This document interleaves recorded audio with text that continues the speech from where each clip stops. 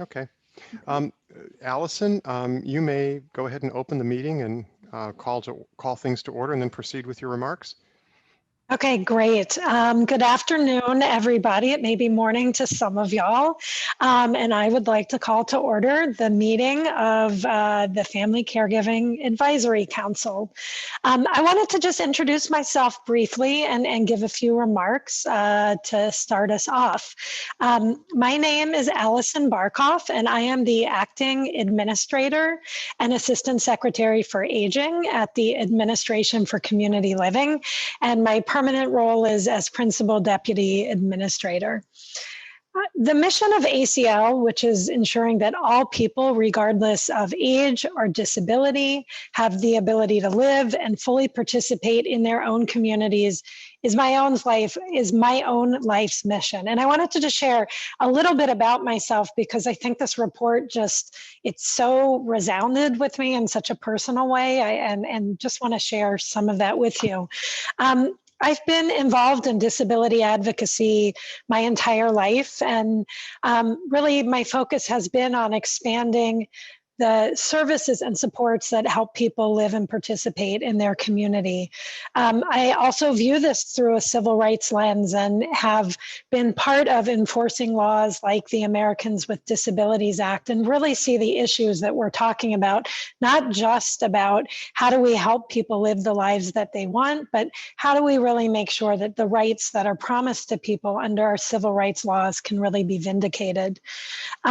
Like so many of you, the work of the Raise Council is personal, and I am a sibling of an adult brother with intellectual disabilities, and I have aging parents who are nearly 80 years old. And as I read this report, I really thought about some of the issues that my siblings and I are going through, thinking about how to best support Evan and the life that he is leading and that he wants to lead, how we are at the same time planning and supporting my parents as they're starting to have healthcare issues, and thinking about the intersections of those two issues and how we will be able to put in place the supports that my parents are really feeling in Evan's own life. So really reading this report, I know pretty much every single person who's on here is on here because of their lifetime commitment to these issues, combined with their own personal experiences, and just wanted to share how much this work makes such a difference and really had an impact on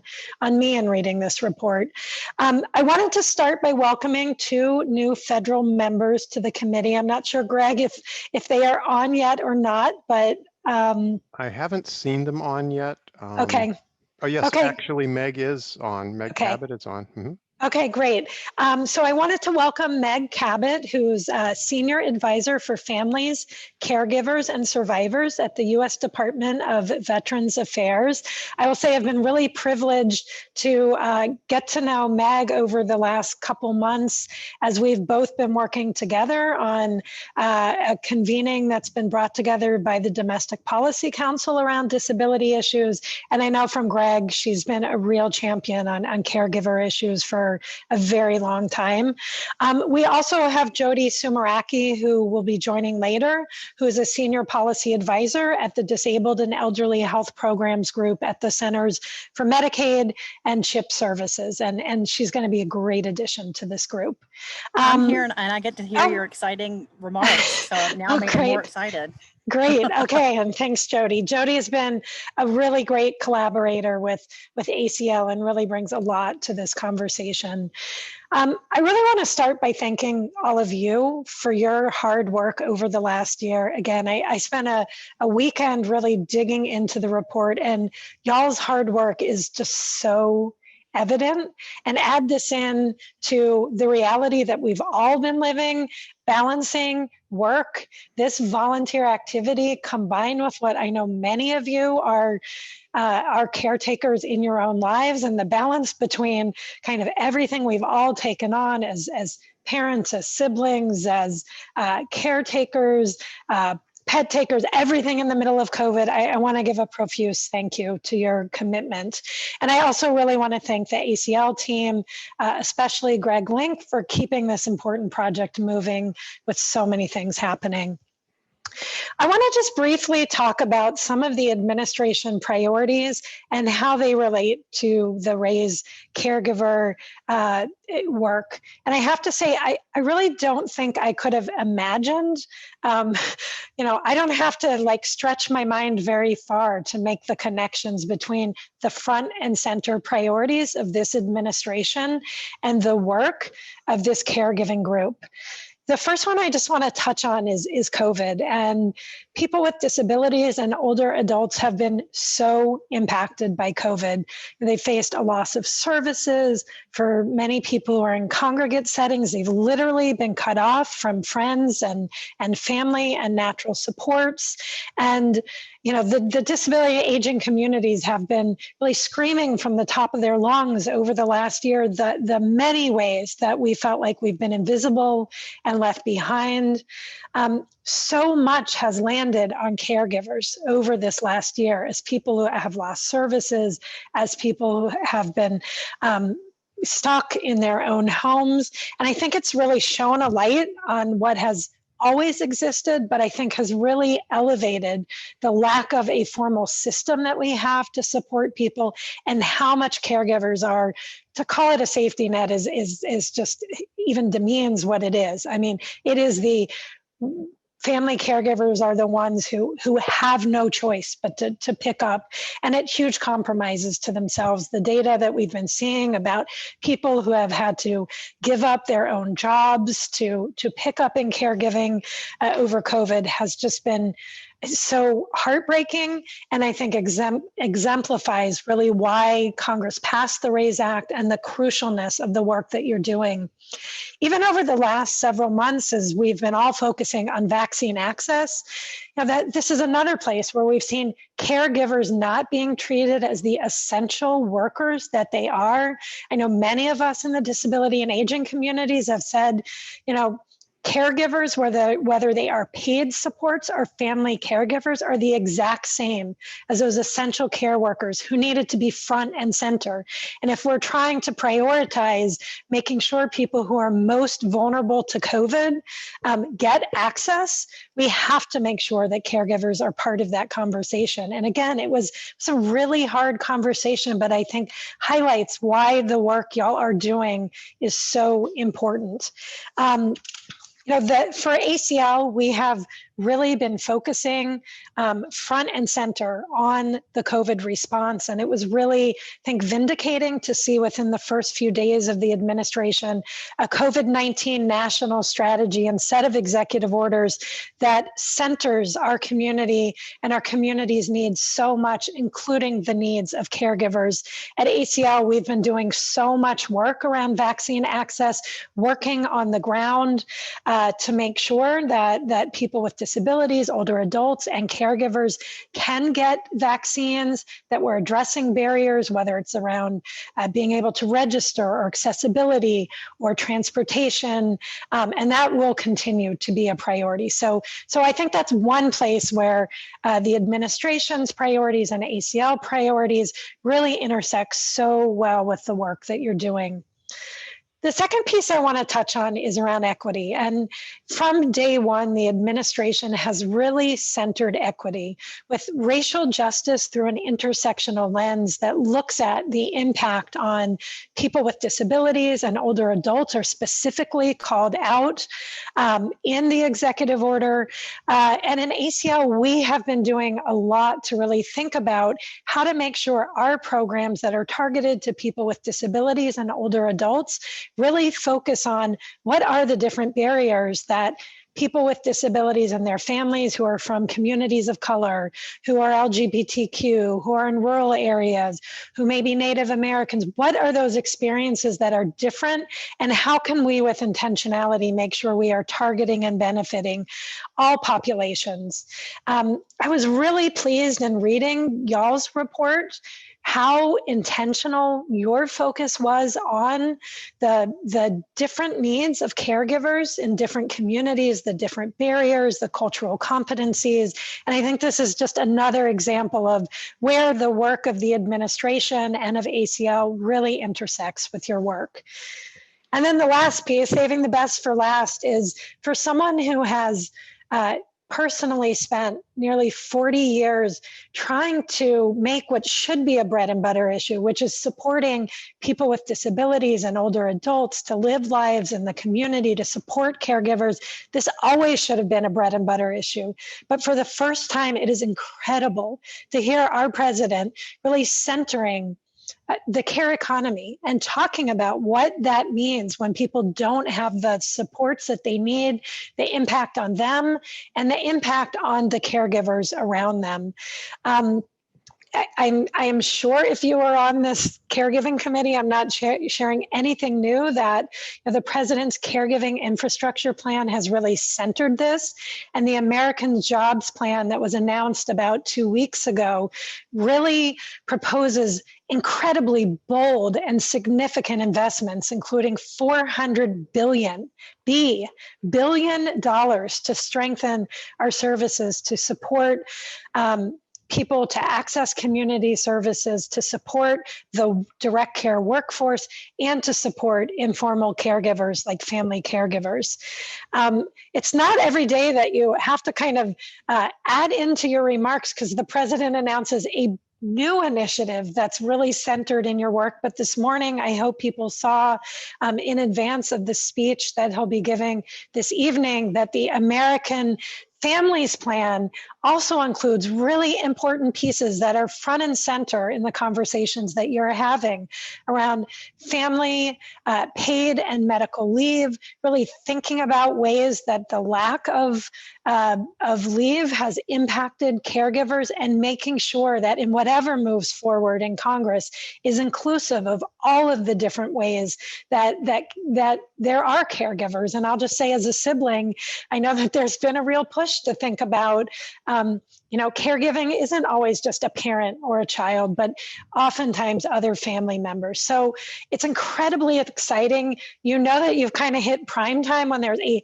20-minute piece on the late night shows talking about long-term services and supports. And I can't tell you how timely and how crucial this work is. So I'm going to give my pep talk now, which is to tell you, you are truly driving and have an opportunity to drive this conversation. The timing of this report and developing a national caregiver strategy that goes to Congress at the point in time where they are being asked by the president to really come up with these strategies could not be more important. Your work was always important, but it has been elevated 1,000 degrees by kind of the political opportunities that exist right now. And I see this report that you're finalizing now and the national caregiver strategy that you're going to hopefully very quickly turn to be just so important in informing both the administration on work that we can do within existing authorities to align our programs, to improve our programs, and to inform what I hope are big and bold changes by Congress. It's just really a once in a lifetime opportunity. And I really encourage everybody to think big and bold. I just want to end by kind of reflecting on some of the thoughts that I had reading the report, and some of the pieces that I think are so impactful, and things that I hope you will carry forward as you're thinking about the strategy. I think it is always important that we center that this is about people, and the stories of people are the most effective advocacy always. I've spent my career trying to influence policymakers, and the best way to connect is by sharing stories. And I really want to thank all of you who shared your own stories, all of you who are part of gathering those stories. And I think those stories really reflect the diversity of all the different types of caregivers and all of the different issues that are faced by caregivers. So I really want to commend you for that, and to keep lifting that up. I think that is going to be key to our success. That's how all of us connect to this bread and butter issue. I think another piece that I struggle with a lot as a sibling, and I think you did a great job balancing this in the report, and I want to encourage you to keep doing this, is that we always have to center that this is about supporting the people who are receiving the caregiving supports to live the lives that they want. And so there's really this balance between supporting caregivers and understanding that our role as caregivers is to support the people that are receiving our care. And so really making sure it's not only about us as caregivers, but that it's about really how do we have people with disabilities and older adults live the lives that they want in a really person-centered way. And that is the goal of all of our care. I think that when I was really looking at the breadth of your policy solutions, I love that they're huge, big and bold changes. I'd really encourage you actually to think about, are there ways to be even bigger and bolder in this moment? And when you started writing this several months ago, I couldn't even have imagined where we'd be. So I'd encourage you to think really big. But I like that there are really big proposals in here about how to expand formal supports, how to think about paid leave. And I think, again, those opportunities to think big are there. But it's also about how to streamline what exists, how to make it accessible. And I really appreciated those recommendations because those are things that we can do. Those are things that we can do now. Those are things we can move on regardless of what happens in Congress and their timing. So thank you for doing that. And I'd really encourage you to, with intentionality, really think about what agencies can do to improve our programs. I think the other piece I really liked was thinking about how to do outreach to caregivers, especially people who might not identify as caregivers, who might not even know there are programs out there to support them. And I think that's a really important piece. It's really at the grassroots and local level. It's finding the trusted voices, those family-to-family supports. And I think it is really, really important. And then I just want to end with, again, saying I've really appreciated in this report how you have already centered equity, how you have really already talked about making sure we are focusing on caregivers who may face additional burdens because of income, because they don't speak English as a first language, because they're from a community of color, because they don't speak English as a first language, because they're from rural areas. I thought the story so encapsulated that, but I'd really urge you to think with intentionality, what kind of different strategies do we need to put in place to make sure we are supporting all caregivers? So with that, I just really want to end by thanking you. This work is so important. This work is so timely. And I am thrilled to see what is to come from this work. And with that, I want to turn it over to Cheryl Thompson to conduct the roll call.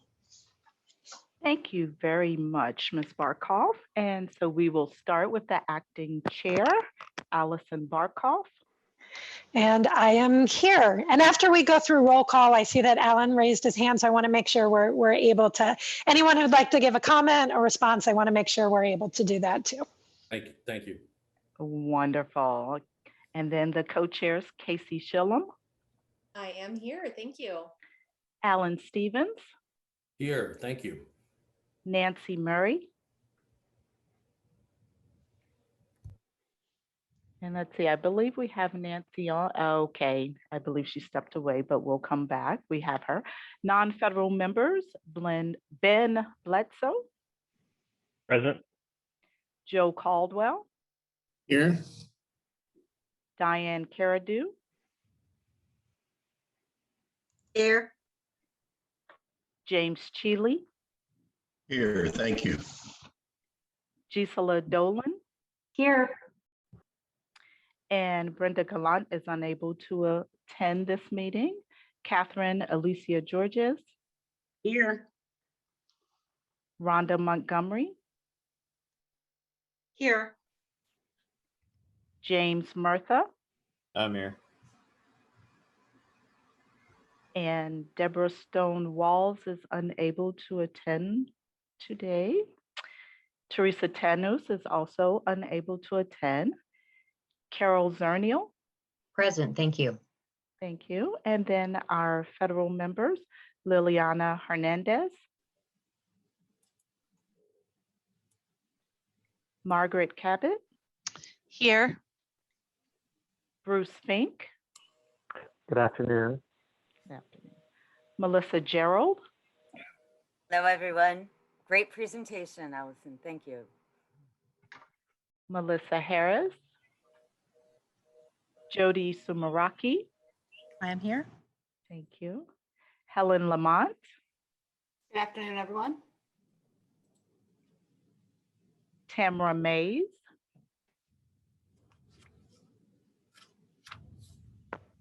and let's see, I believe we have Tamara on phone. Lisa McGuire,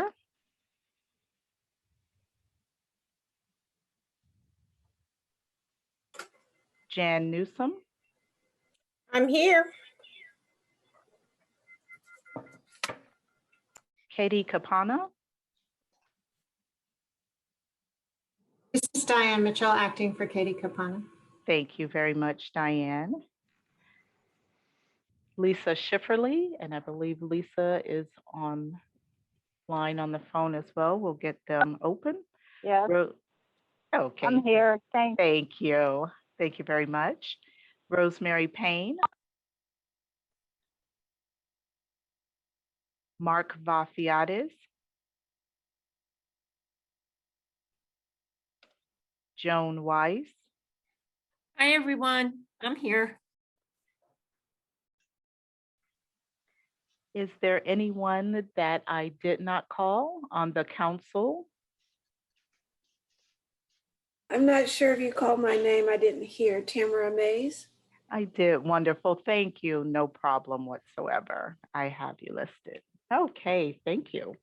And then I will turn it over to Greg. Great. Thank you, Cheryl. And Allison, thank you so much for your remarks. It is you inspire us, and it is just so wonderful to have you leading us in this effort at this point in time. So thank you again. Alan had a hand up, so I wanted to acknowledge Alan Stevens. Yes, thank you.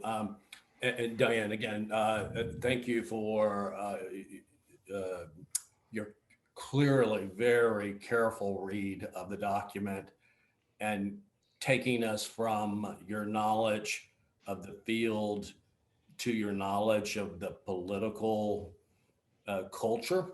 So insightful to me, and thank you for that. And that's the root of my question.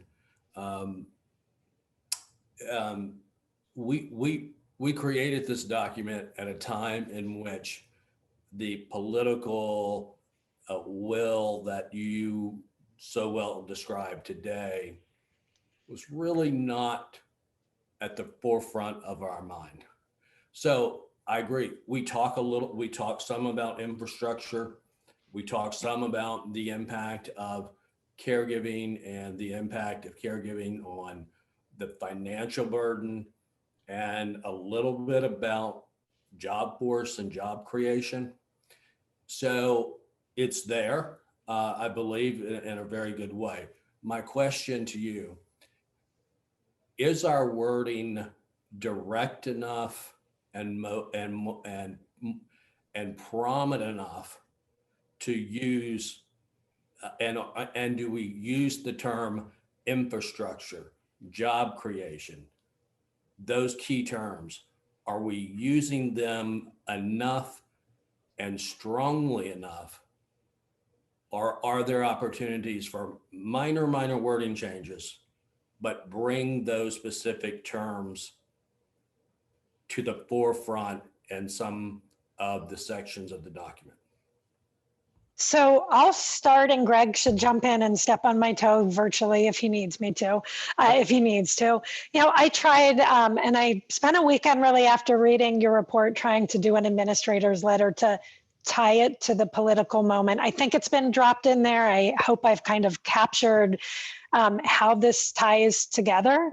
I know for those of us, and Helen and Jody are particularly involved in a number of and Meg, on a number of interagency working groups where we are focused on caregiving issues. I want to let people know this is such a priority that the Domestic Policy Council at the White House has pulled together an interagency group to really be focusing on how can we move things forward. I definitely don't want to slow anything down in clearance. And I think you're right. All of the pieces are there. I really defer to y'all to, talk today about whether there's some tweaks in language or adding some framing pieces or an addendum that really, ties to the moment in time. Again, like I said, I didn't know that the American Families Plan would be out today.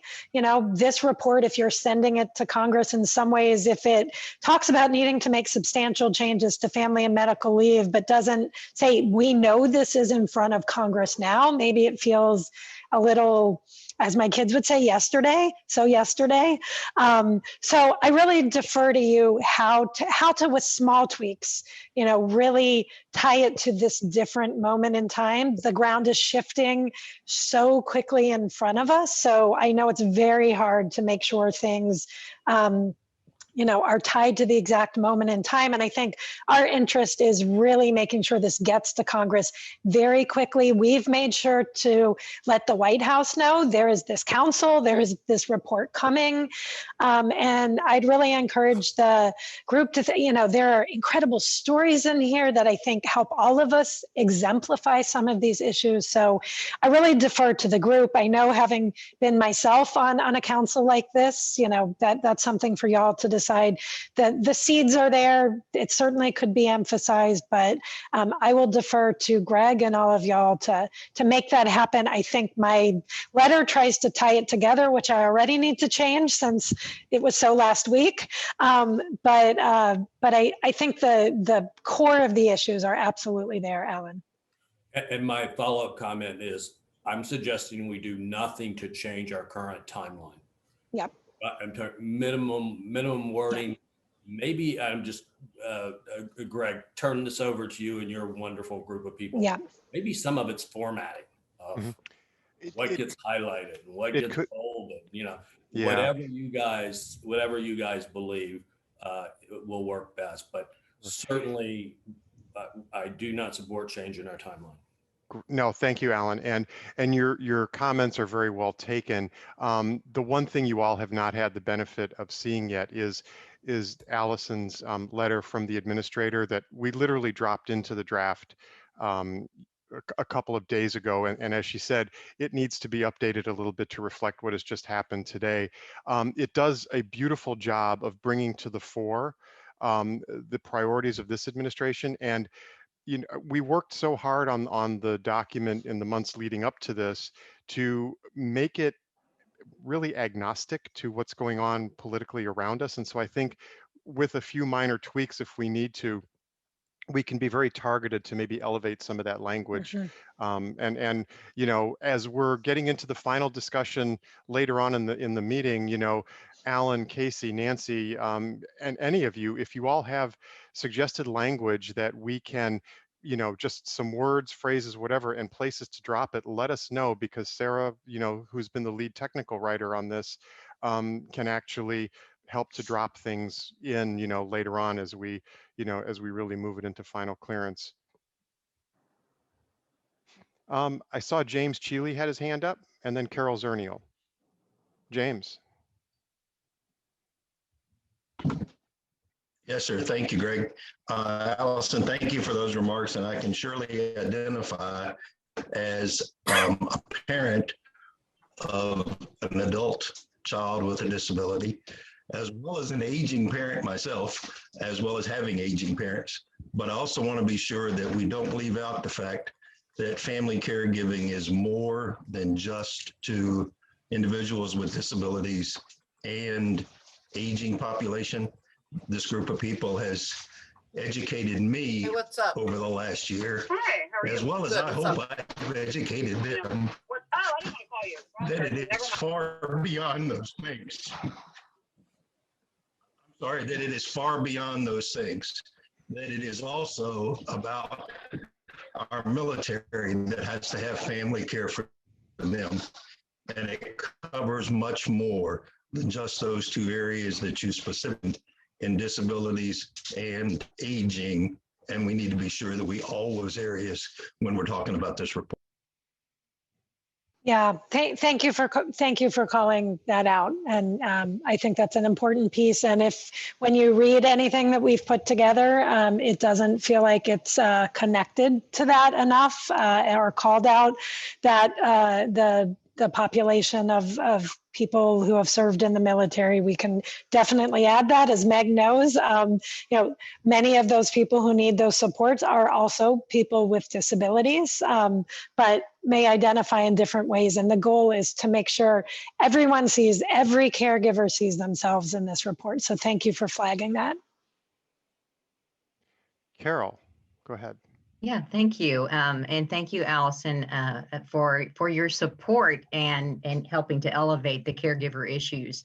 I think I come down between James and Alan in that it's exciting. It's so exciting to have caregiving and the care system part of the infrastructure and talking about it. But we have to walk that fine line to Greg's point about we're not partisan. We wouldn't want to, by using some keywords and automatically lose that audience. I love that the letter, I think, can speak to the moment, but the bigger document staying as agnostic as possible so that it has the shelf life of it and the idea behind it doesn't get rejected out of hand by partisan politics who see a word that says, no, that we don't like that word, and we lose the whole document. So the more that we can stay in that nice middle lane, and also reach across the generations. All the work with the Care Force is talking about childcare, military care, disabilities, older persons, and just really show that the American people as a whole, all of them are touched by these issues, and we've got to harness all that support. So yeah, it's a thread. It's definitely threading the needle.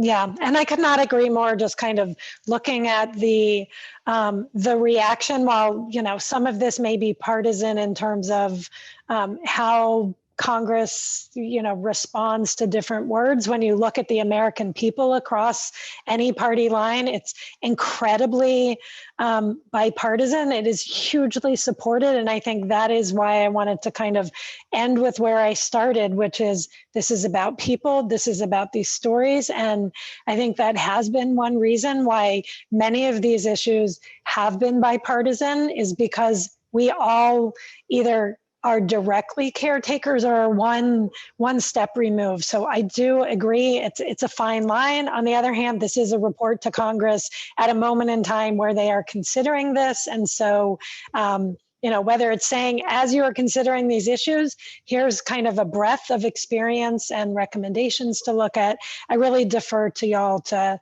do that. And hopefully my letter can be the connector. And I think your work is incredibly evergreen. Carol, can I respond quickly? I think you're a very valid point, but maybe add this. Do we define what we mean by caregiving infrastructure? We've learned over the past few weeks, there's a lot of definitions of infrastructure. So maybe we carefully use the term, but more importantly, describe what that looks like in a community and how that links to the stories that we're hearing from people who are basically often saying there's no infrastructure. But again, I agree with you, but maybe that's just a compromised approach. Again, if we can do it quickly, a little bit of editing here and there, but defining what we mean by caregiving infrastructure, even if we don't typically use the word infrastructure, may be helpful. Right. And I do trust Greg's team to take it so we stay on deadline and make those little tweaks. Yeah. I agree. Oh, we are furiously taking notes here. So I am, and if I know Sarah Markel, she's all over this at this point. So Greg, Okay. this is Rhonda. Yes. I think it's as simple as when you start talking about paid caregivers, Mhm. that you just clearly say they're the infrastructure. They are the infrastructure. And so as Mhm. simple as that. Therefore, it follows that their wages and all those other things are Mhm. infrastructure. Yeah, So and we just as have that. simple as that. Just as simple as that. Yeah. Thank you. And we have that clearly in the report. So I think that's probably something we can very easily go back and substitute in. So thank you. Okay, well, Allison, thank you again. It's really exciting to have you, and you can see that this is a great group. They're not shy, and I can tell you that for the past year and a half, it has been an absolute blast and thrill to work with these people. So we're going to carry on with the business Great. of the afternoon. We have a fairly packed agenda, and what I wanted to do is run through the agenda and then just give a few brief updates from ACL. Allison's remarks were so timely, particularly with her when she talked about the new administration's focus on equity. We're going to have a whole session devoted to that this afternoon, but. Um, so after the updates, you know, that I have to share with you, we're going to get into the heart of today's meeting. But the first item on the agenda after the first item on our agenda today, really, we're going to hear from a panel of 6 ACL grantees known as the Older Adults Equity Collaborative. And their work focuses on building cultural competence and awareness through an equity-based lens and improving services and access to services and service delivery for the Aging Services Network programs. They're funded under the Older Americans Act, but I believe the message that they have for us today and the information that they share and the recommendations can reach across aging and disability populations. So, you know, it should be a really interesting presentation. From what I've seen, they've prepared a very nuanced presentation and discussion. And this information will be available to you all to use as we begin to very quickly next month turn our attention to starting to develop the National Caregiving Strategy. Following the collaborative presentation, we're going to hear from our amazing colleagues at UMass Boston and Community Catalyst. Under a subcontract with NASHP, with NASHP's grant from the John A. Hartford Foundation, UMass and Community Catalyst convened a series of aging and disability stakeholder listening sessions late in 2020 that spilled over early into this year. Out of those sessions came a whole host of strategies and recommendations that I think will prove really critical as you set to work on developing the national strategy. We had attached the very draft report from UMass Boston and Community Catalyst to our council members meeting invites. Hopefully you've had a chance to look through that. It'll serve as a really solid background for what Carol and Pam have a little bit later for us this afternoon. And then following a short break, our council co-chairs, Alan, Nancy, and Casey are going to lead you all on a discussion that will, through the report, we've prepared some questions and some discussion items. We can certainly begin to build on the themes of some of our conversations that we've had just now about where you would like to see minor tweaks and changes. And hopefully we'll be able to, that you all will vote to move the report into formal HHS clearance.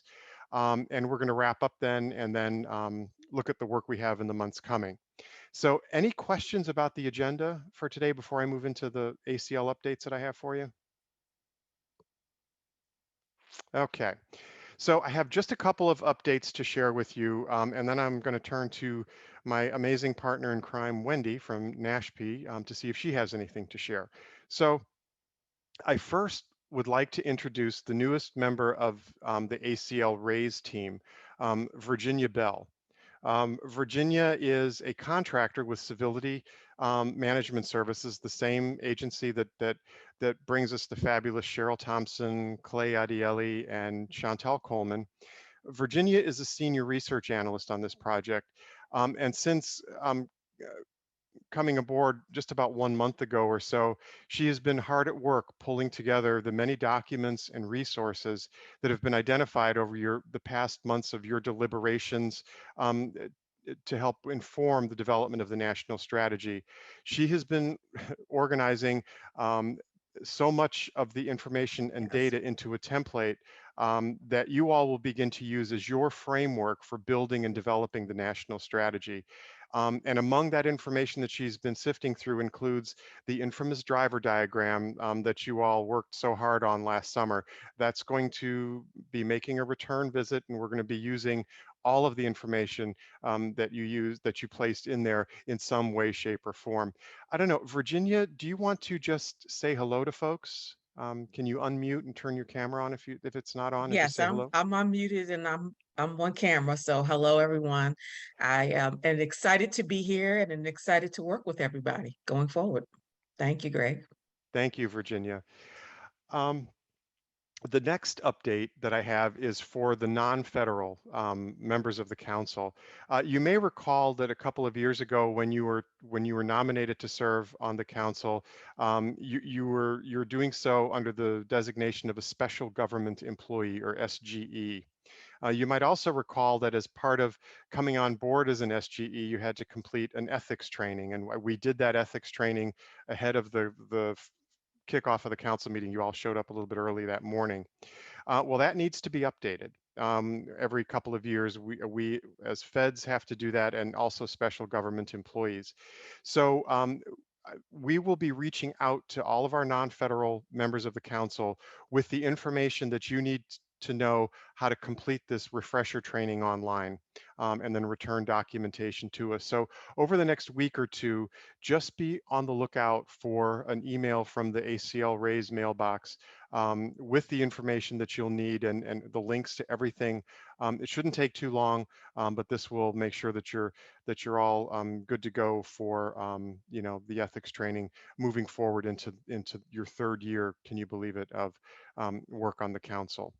And then, as we just mentioned a moment ago, we're going to be resuming the subcommittee meetings of the Raise Council in May. And those beginning in May, we are going to begin digging into developing the national caregiving strategy. So while the report is going through clearance and final cleanup and layout and design, we're going to quickly turn your attention to beginning to build out and formulate that national caregiving strategy. Virginia is going to be a fixture in every one of those meetings, as will I, and we are right now beginning to pull together some of the supporting materials and documents that you will need to engage in that work. And you'll be doing a lot of it in the subcommittee meetings, as well as in the collaboration platform that we had for you for reviewing the draft report. So you'll be seeing more on the upcoming subcommittee meetings in May. So those were my updates. Wendy, did you have anything?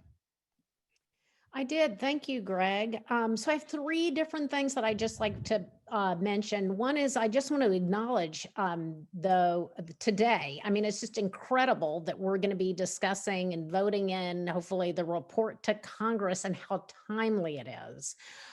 So I just want to acknowledge the council and all their hard work over the last year and a half, as well as our partners at ACL, the whole NASHB team, and the John A. Hartford Foundation. Ronnie and Scott, thank you so much for all your support. The other thing I want to let you all know about is so many of you had commented on that in this report, and Allison did too, that what was so powerful were those caregiver stories. So I'm really happy to say that we're once again, we're partnering with the National Alliance for Caregiving. Thank goodness they happen to have recorded on video all of those caregiver stories. And so they've hired a videographer, and we're going to have actual videos from those caregivers that are in that report to Congress. 24 out of 26 of them we will have in video. So it really will, we literally will be able to hear their voices. And so with that, once again, congrats to everyone on today. It's a great occasion. Special thanks to Sarah Markel, who reviewed all those comments from me and everybody else, and she's still speaking to us. So anyway, Greg, back to you. Thank you, Wendy. I don't know, Sarah, did you have any updates from your perspective? I just want to thank everyone for the comments and the feedback and, all the great ideas. I definitely hear you on the need to include that language about infrastructure and find ways to, when the text becomes available tonight from the president's speech, find ways to kind of weave it in, or maybe do a text box or something, so that we're not so last week or last year. And I think there's a couple opportunities. We definitely already have a place for legislation, and so we can add a paragraph there for sure. So this won't be a heavy lift, and it won't delay the clearance. Thank you. And I knew Sarah would have an answer, and that she's already on it. So thank you. I don't know, Lori, did you have anything? Thank you, Greg. I don't have any updates, but wow, it's been a year and a half. And so, yeah, I can't believe we're here. We're voting on going to look to finalize the report for clearance. And I just want to state what others have stated. This has been an amazing year and a half, and I really appreciate being a part of this. Thank you so much. Thank you. Okay, any questions from anybody before we move into to our first presentation?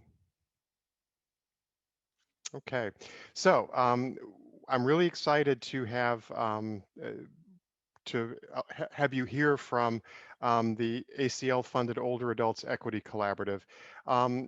As I had mentioned earlier, these are a group of grantees that focus on providing support and technical assistance to the Aging Services Network around matters of equity and cultural competence, diversity, and really spend a great deal of their time in terms of helping our network of providers and organizations really understand what it means to be truly culturally competent and to most effectively target and serve the most vulnerable among our population. So I believe their message, although they focus their work from an aging lens because they're funded under the Older Americans Act, I believe their message is going to have a great deal of universal applicability across age and disability populations. So as you listen to them and as you interact with them at the end of their presentations, please absorb the information that they share with the broadest lens that you can around populations and age groups and the needs and concerns of everyone. So without further ado, I'm going to turn it over to Ilana Kiefer from the New York Academy for Medicine and get their presentation started. So Ilana. Thank you, Greg. Hello, everyone. As Greg said, my name is Ilana Kiefer, and I am the acting director at the Center for Healthy Aging at the New York Academy of Medicine in Manhattan, New York. And we are lucky to be, just go back one slide. We are lucky to be at the coordinating center for the Older Adults Equity Collaborative, and we are one of 6 technical assistance resource centers, and you will be hearing from all of us today about bringing a diversity and equity lens to the topic of informal caregiving. And I will be introducing each of the speakers, and we will start with my colleague Shannon Patrick at MHP Salud. Thank you so much, Ilana. Next slide. Hello, everyone. My name is Shannon Patrick. I'm a program director at MHP Salud. I'd just like to introduce our organization briefly, and thank you very much for the invitation to speak today. I feel very honored to be a part of the work that you're all doing. MHP Salud is a national nonprofit organization that has served Latino communities for over 35 years through community health worker programs. We promote the CHW profession nationally as a culturally appropriate strategy to improve health. And MHP Salud implements community health worker programs, including programs serving older Hispanic adults and Latino adults. And we provide training and technical assistance nationally to organizations seeking to improve their services. Next slide. And for those of you who aren't aware, I've provided a community health worker definition from the American Public Health Association, which is widely accepted nationally as a definition. But for the sake of time, I'm just going to summarize that a community health worker is a trusted member of the community who empowers their peers through education and connection to health and social resources. Another name for community health worker in Spanish is promotor de salud or promotora de salud. Next slide. So you may have heard those terms before. So I'm going to go ahead and characterize a little bit the Hispanic and Latino community of older adults and their families. I'm sure, as you all are aware, it's a very diverse group. We use the term Hispanic to describe individuals who are from or whose family is from a country that speaks Spanish. And Latino is used to describe an individual who's from or whose family is from a Latin American country, which can be Mexico, Central America, South America, or the Caribbean. And there are many countries that this includes. There's over 20 countries that speak Spanish in the world, and each of these countries has a unique social and political history that influences individuals and their experiences. It's also important to note that in the United States, 73% of Hispanics speak Spanish at home.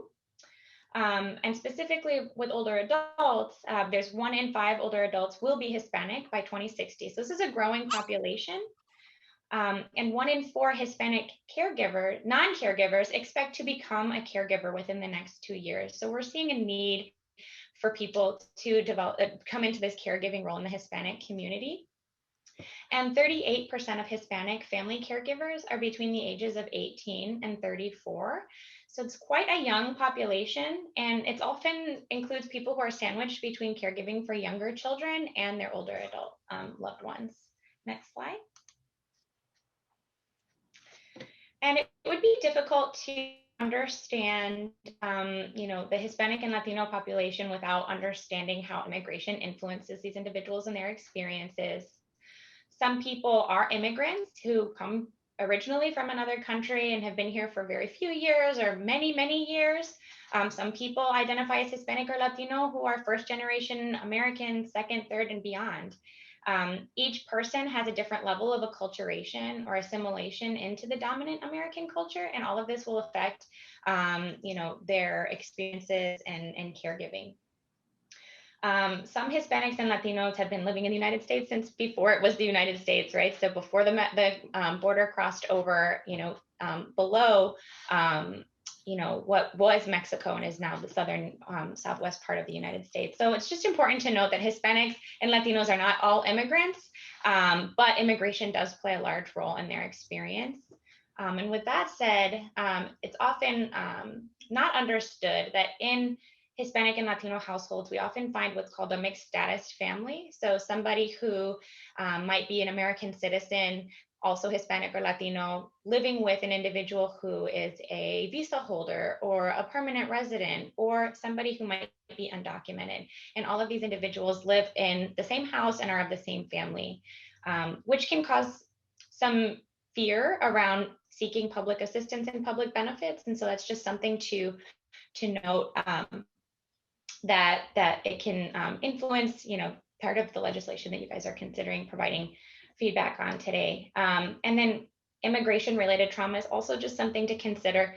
Individuals may have experienced trauma in their home country in their immigration journey, and then upon arrival to the United States, this could be seen in various forms. We often see discrimination, in immigrant families here in the United States. Among Hispanic and Latinos is often medical mistrust. So mistrust in the medical community can't be overlooked. It's unfortunate, but it's also, based off of, a history of unethical medical practices and research. This could include forced sterilizations that have happened as recently as the 1980s in the Hispanic and Latino women.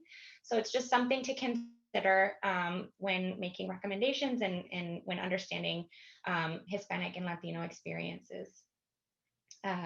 Cultural and religious beliefs also influence caregiving and medical decision-making in the Hispanic community. 69% of Latin America is Catholic, for example, and so that those beliefs might, transfer into caregiving decisions. And then cultural beliefs such as familismo. Next slide. Those of you who've never heard the term before, familismo is really just or familism, the cultural value or concept of putting the family's needs above the self. And so this can be seen in Hispanic caregiving as a preference for family caregiving over long-term caregiving, for example, long-term supports or care institutions. Caregivers often live within the same household as those they're caring for, and there might be multi-generations in that same household.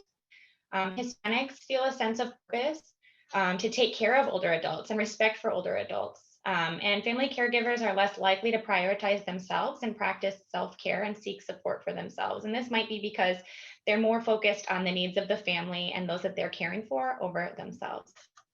Next slide. So with that said, there are unique challenges for family caregivers. As I mentioned, these cultural influences can make caregiving challenging in the United States. Families should also be included in decision-making processes.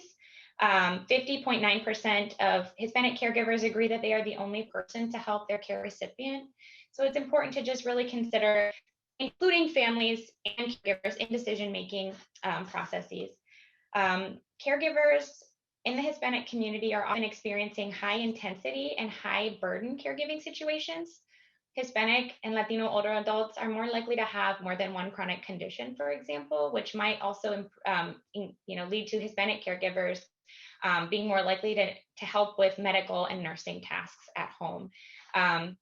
Disproportionate rates of dementia, anxiety, and depression are seen in the Hispanic community, which could increase caregiving burdens. And then finally, 45% of Hispanic caregivers experience higher burdens and more time per week on average taking care of an impaired family member than their white counterparts. Next slide. Some other challenges that might come from this are negative health effects on caregivers. Because of these high caregiving intense situations, we see that 30.3% of Hispanic caregivers reported feeling more socially isolated. Hispanic caregivers also reported in a separate report feeling higher rates of social isolation and as well as negative effects on their physical and emotional health and depression. Hispanic caregivers are most often reporting having no source for help or information. So they don't necessarily identify as caregivers. They feel it is their duty or sense of purpose to them. So they're not necessarily identifying with that term. And therefore they're not really aware of the services and supports available to them. And they don't know where to turn for guidance, relief, and support for their caregiving activities. They experience financial strain. Hispanics are often in lower wage hourly jobs with limited benefits. And so that together with a high burden of caregiving and long hours dedicated to caregiving can affect their long-term career advancement. So people might not be able to seek higher education or advancement within the career they have already established. And then lastly, lack of culturally appropriate materials and medical staff. I'm sure this is something that has been discussed before, but caregivers are often required to translate and not necessarily included in that important decision making, which is important culturally to this group. So making sure that there are culturally appropriate materials and service providers available. Next slide. So with that said, I'll summarize some ideas for addressing these unique challenges. I tried to tie these into the recommendations you all have created. So first being awareness and outreach. Outreach efforts such as public service announcements, partnering with local and trusted health centers, community-based organization, and religious institutions could be really important. Working together with organizations like Univision or Univision, which are really well trusted in the Hispanic community, could be helpful. And finally, community health worker programming could be a really great way to reach this difficult to reach population. Because community health workers are a trusted member of the community they serve, they would really be helpful. There's also a need for culturally and linguistically appropriate care, promoting diversity in medical professions, training for service providers, and then finally accountability within organizations to provide this service. Other services and supports, increasing caregiver screening. This was a recommendation originally from the National Hispanic Council on Aging. outreach efforts, as I mentioned in the first recommendation, would be great. Again, community health worker programming to provide support and intervention programs for family caregivers would be a great way to do this. And then finally, addressing financial barriers, including paid family leave within lower wage hourly positions that are often held by Hispanic and Latino caregivers. Next slide. And then real briefly, I will can throw in there that funding for community health workers is really hard to come by. It's often in grants that end within a few years. And so for consistency in this profession and for it to be able to really make a difference with caregivers, it's important to consider other ways of funding this profession. This could be through Medicare reimbursement, more grants available for family caregivers, and potentially insurance reimbursement options for community health workers and care facilities or other organizations that can bill insurance companies. But community health workers are a really great way to reach this population. So I will hand it back over. I feel like I've gone over my time just a few minutes. So thank you so much for having me. Thank you so much, Shannon. And next we will have June Bang from the National Asian Pacific Center on Aging. And you can advance to the next slide.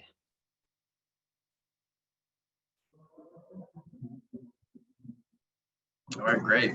Ilana, thank you so much. And as I begin my presentation, I just want to thank everyone, especially the council members, for all of your work in the past year. And also just want to thank our acting chair, Allison, for bringing our attention back to the fact that it's about the people. So it's a great pleasure to be here with you all. My name is June Bang. I'm the president and CEO of the National Asian Pacific Center on Aging. Next slide, please. So at NAPCA, we envision a society in which all Asian Americans and Pacific Islanders age with dignity and well-being. I want to share a little bit about our programs. So the focus of a lot of our work is on providing language access and providing in-language and culturally competent services and resources for our community members. One really important resource that we were able to launch before the pandemic was our National Community Resource Helpline for older adults. And today, we've also launched a vaccine site locator accessible in 10 plus languages for the country. And so there's really a lot of work that needs to be done, especially when it comes to linguistically and culturally competent resources and services in the country. We are one of 6 national organizations that's a part of the Minority Organization Technical Assistance Resource Center in partnership with ACL.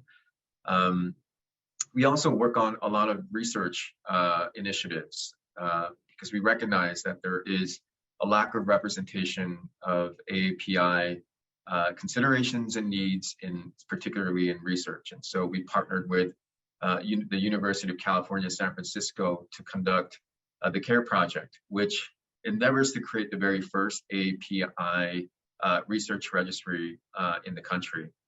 In addition to that, we also implement and serve our older adults through the Senior Community Service Employment Program, CSEP, in partnership with the Department of Labor throughout the country, as well as the Senior Environmental Employment Program, C, with the Environmental Protection Agency, the EPA.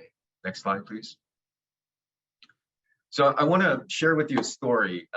This was an experience that I have that changed my life. And it really impacted me in such a profound way that made me leave my previous job and join the organization to join NAPCA. So a few years ago in the community that I served in Los Angeles, I received a call from the LA County Mental Health Facility. They had just picked up a Korean American older adult who just became homeless, who was experiencing homelessness because she couldn't afford the rent. And so the county asked me to come down and speak with the older adult and to see if I can support them in contacting their family. And so when I got there, I spoke with the older adult and I began having conversations with the family. And what was heartbreaking about the situation was that the family didn't have the resources, nor did they understand what the resources were that could be available for them as caregivers of this older adult. The burden of responsibility because of the financial standing of the family was too much for them to bear. And eventually they weren't able to care for the needs of their grandmother. And as you can imagine, it was not only a heartbreaking, but a powerful story, or a powerful experience that really helped shed light on the caregiving needs of AAPI communities. I got a call a few weeks after I had met with the LA County doctors and had conversations with the grandmother and the family, and they let me know that they had to give her one bus pass and let her go from their facility.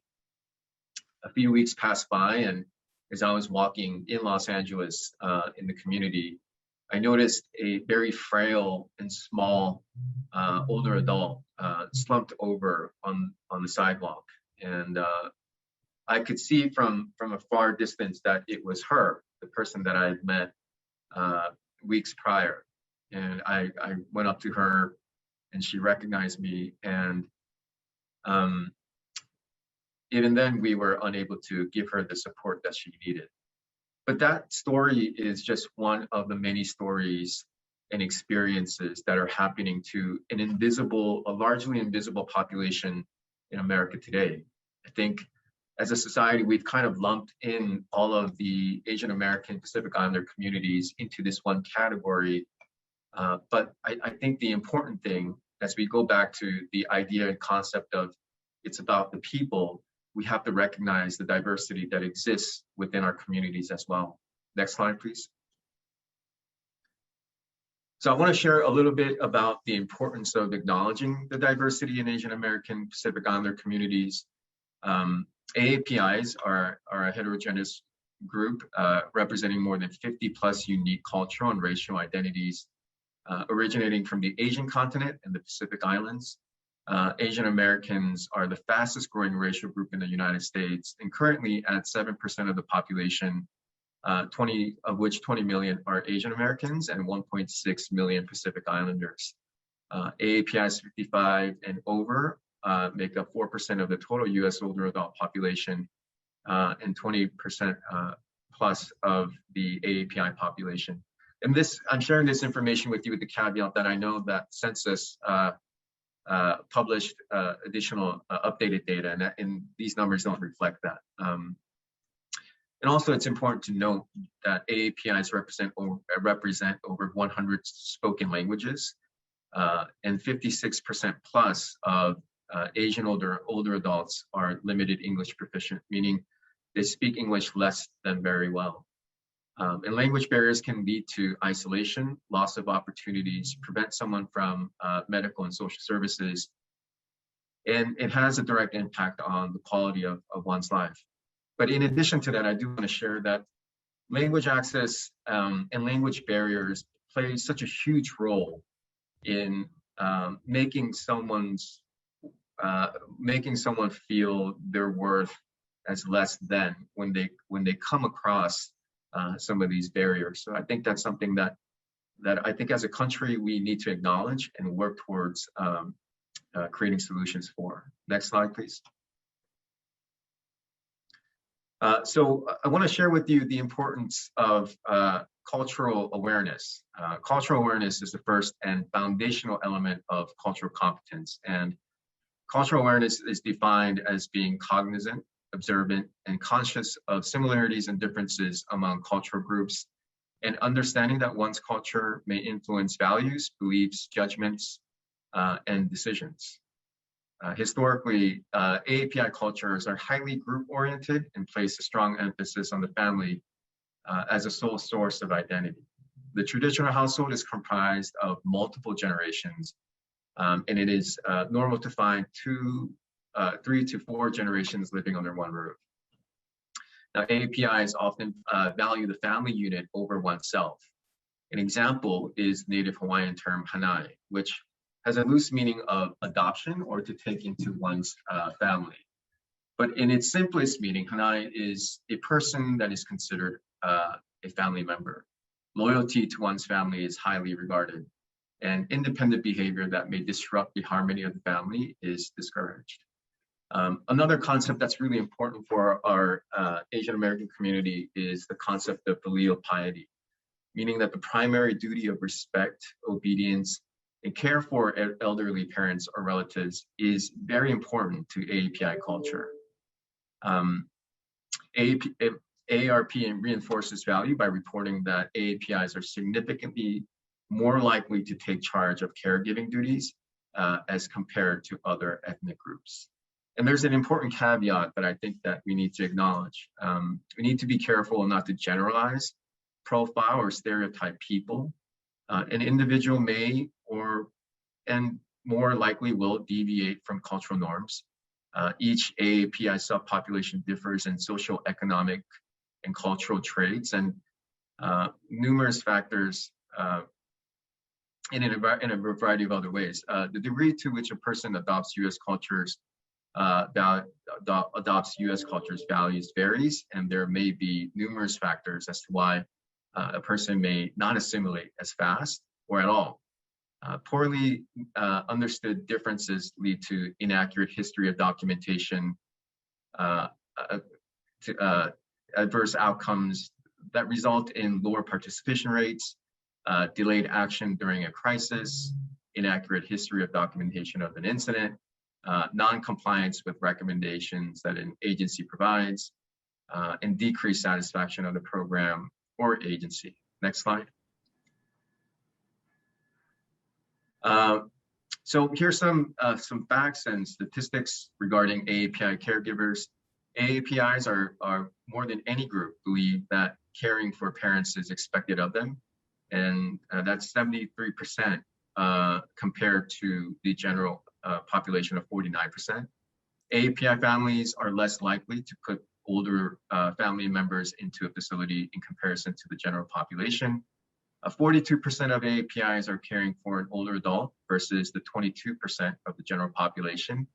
17% of AAPIs live in multi-generational households compared to 7% of the total population. And despite high rates of caregiving, in 2014, 3% of caregivers served by the Older Americans Act were AAPI versus 53% who were white. Next slide. And so some of our recommendations are shared here, and I think there are some similarities between our recommendations as well as the work of our partner organizations too. And I think that what that symbolizes is the importance of ensuring that there's equity in the programs that we provide for caregivers who are diverse throughout the country. So we begin with the importance of requiring collection of disaggregated data for all federally funded caregiver programs, require cultural competency training for all federally funded caregiver programs, require culturally and linguistically competent and appropriate materials, prioritize affordable and in-language referrals, establish in-language caregiver support groups and networks on the federal level, provide a national resource in-language caregiver education training workshops, utilize culturally competent, trained medical interpreters when speaking to AAPI family caregivers, and edit caregiver burden screening tools to collect information about caregiving responsibilities. That's it for our presentation from the National Asian Pacific Center on Aging. But I do want to highlight again, as Allison pointed out, that while our subpopulations within the AAPI communities are many and diverse with all kinds of needs and supports, at the end of the day, it is about the people.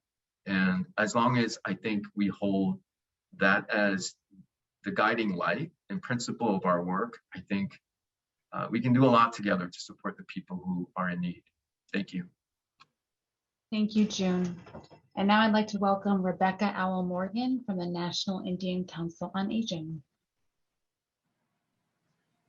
And next slide, please. Good morning, everyone. Hello, Advisory Council members. Thank you for allowing us to speak with you today. My name is Rebecca Owl Morgan, and I've worked at the National Indian Council on Aging since 2013 as a project coordinator. I grew up in Cherokee, North Carolina on the Koala boundary, and my mother took care of my dad's great-grandfather who lived with us in a hospital bed in the living room of the home that he built.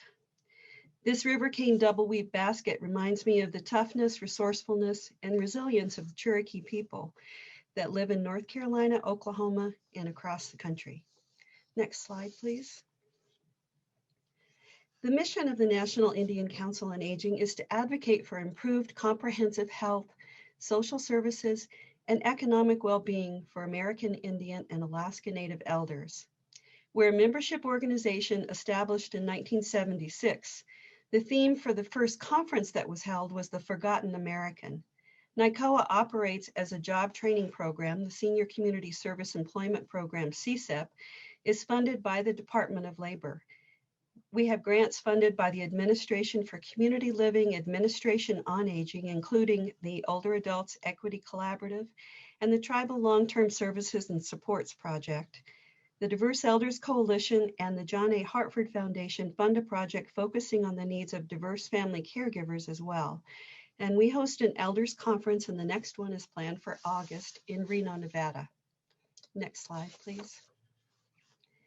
So the most important thing to know about American Indian and Alaska Native caregivers is that they are unique. In the United States, there are 574 federally recognized American Indian and Alaska Native tribes, and each are sovereign nations with unique languages, cultures, and governance. There's also state recognized tribes, and there are tribes that are currently seeking federal recognition. And so the number of tribes keeps changing. There's no one-size-fits-all solution to meet the needs of American Indians and Alaska Natives in caregiving because of these differences. So understanding some of the general challenges faced by the broader American Indian and Alaska Native population is great as long as we keep that diversity in mind. Tribal self-governance means that tribes can decide for themselves how to implement and participate in programs for elders and caregivers. Tribal approval is necessary to implement new programs and initiatives. For rural tribal communities, they are very geographically isolated from care and resources, and those distances increase health disparities and make it hard to receive adequate caregiver training. For urban American Indians and Alaska Natives, living far from home can be very isolating. They miss their friends, language, gatherings, and the food of their home place. Caregivers can also be reluctant to use formal caregiving services unless a trusted messenger or friend recommends them. Caregiving is seen as a part of family life, which I think Shannon and June also mentioned as well. Family is at the center of American Indian and Alaska Native culture, and taking care of the family is a part of traditional values. Over 10% of American Indian and Alaska Native households are multi-generational. And next slide, please. So who can help us to guide and improve services and supports for caregivers? Tribal leaders and their tribal councils can work to prioritize the needs of their tribal members, supporting and funding programs. Elders councils are found in tribal communities and in many intertribal groups. These leaders are the voice and advocates for all elders. Tribal health departments and tribal clinics can integrate awareness of caregiver needs into the services that they provide. The Indian Health Service, or IHS, is an agency within the Department of Health and Human Services. IHS is responsible for providing federal health services to American Indians and Alaska Natives. The provision of health services to members of federally recognized tribes grew out of a special government-to-government relationship between the federal government and Indian tribes. The relationship was established in 1787 in the U.S. Constitution. The Older Americans Act was amended in 1978 to include services to American Indians and Alaska Natives. Title VI is similar to Title III programs that provide congregate meals, home delivered meals, transportation, caregiver supports, and other services to 254 tribal organizations that represent over 400 tribes, and 2 organizations that serve Native Hawaiian elders. The Community Health Representatives Program, which is run through the IHS, was established in 1968 under the 1921 Snyder Act. Community health representatives are frontline public health workers who are trusted members of the community and usually speak the language, and they have a close understanding of the community language and traditions. They aim to provide quality health promotion and disease prevention services to their community members. That said, they can have a huge workload and number of cases that they're trying to handle, probably more than they can actually manage effectively. And then also the National Association of Area Agencies on Aging and Area Agencies on Aging can also play a part by collaborating and working to overcome barriers and make their facilities more welcoming to American Indians and Alaska Natives who live in urban settings. Next slide. And so how these recommendations are the ones that NICOA is making to your council. We realize you've been working for over a year as well, but we appreciate the opportunity to share some of our ideas, and they're broken out by topic. So under awareness and outreach, please be aware that caregivers may not identify as caregivers, so we'll need to do some education to try to raise that awareness. Providing educational events, broad national media campaigns, video stories can be very effective, focusing on AIAN caregivers, and public service announcements as well. Usually tribal newspapers and radios are a good place to go to. Creative approaches will be needed in delivering messages because some caregivers may not be reachable via the internet. Under partners in healthcare, let's see if we can train our healthcare workers, the IHS staff, and the community health representatives and the Veterans Administration to provide educational resources to caregivers when they accompany patients to appointments, and train the community health representatives to focus a portion of their home visits on the needs of the caregiver. And next slide. So some suggestions for services and supports for caregivers. Create support groups, devise action steps that improve respite, including how to manage if the person being cared for doesn't want others to help them.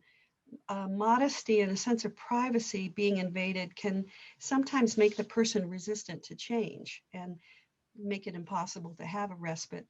Tribal clearance processes for background checks can also slow approval processes and delay availability of respite, and that makes it harder. Increase access to pharmacies with longer varying hours, and provide education and training for caregivers that manage medical care at home. Handle the dynamics of caregiving, especially if the person they're caring for has Alzheimer's disease or related dementia. Manage challenging family relationships, and reminding them to practice good self-care to protect their own health and well-being. Navigating the healthcare system, which is confusing in the best of times, and how to take part in care coordination. And next slide, please. And finally, for these last two topics, financial and workplace security, develop more compassionate policies in the workplace, so allow flexible schedules. Find qualified free or low-cost help locally for financial issues, bill paying, money management. For example, the Consumer Financial Protection Bureau has a wonderful guides called Managing Someone Else's Money.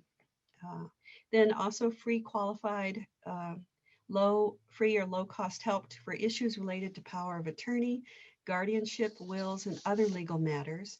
And under research, data, and evidence-informed practices, begin to track the number of family caregivers in Indian country and screen caregivers for depression. Next slide. Thank you so much. Thank you, Becky. And now we will hear from Keisha Lewis at the National Center and Caucus on Black Aging. Good afternoon, everyone. First, I want to thank you for this opportunity to allow me to speak. Caregiving is something that is near and dear to my heart. I'm here today representing Angie Body from the National Caucus and Center on Black Aging. So next slide, please. So to give you a little bit of background on who the National Caucus and Center on Black Aging Incorporated is, we're one of the oldest minority aging organizations in the country. We were founded in 1970 by nursing home and aging professionals to help address the social and economic challenges of African American and Black older adults, as well as their family and caregivers. NCBA has many cornerstone programs that include health and wellness programming. We work on gerontological research, safe and affordable housing, job training, and employment opportunities for seniors. Since its inception, NCBA has provided leadership and guidance, expertise, technical assistance and resources, as well as innovative programming and best practices for policymakers and legislators and nonprofit organizations. We also have had the opportunity to work with academia, government, and other businesses. Next slide, please. So what do we know about Black and African American caregivers? Earlier, I mentioned this is near and dear to my heart, having helped to care for my grandmother over the last 7 years, who was cared for by her 6 children, who recently passed on last Tuesday. And so this is really dear, but caregivers in the African American and Black community, they're informed by cultural traditions, expectations, and norms. On average, we find that African American and Black caregivers are around 47 years of age. And African American and Black caregivers are more likely to be women, younger, and sandwiched between caring for more than one person. In 2020, 2.3 million African American and Black men were primary caretakers for family members.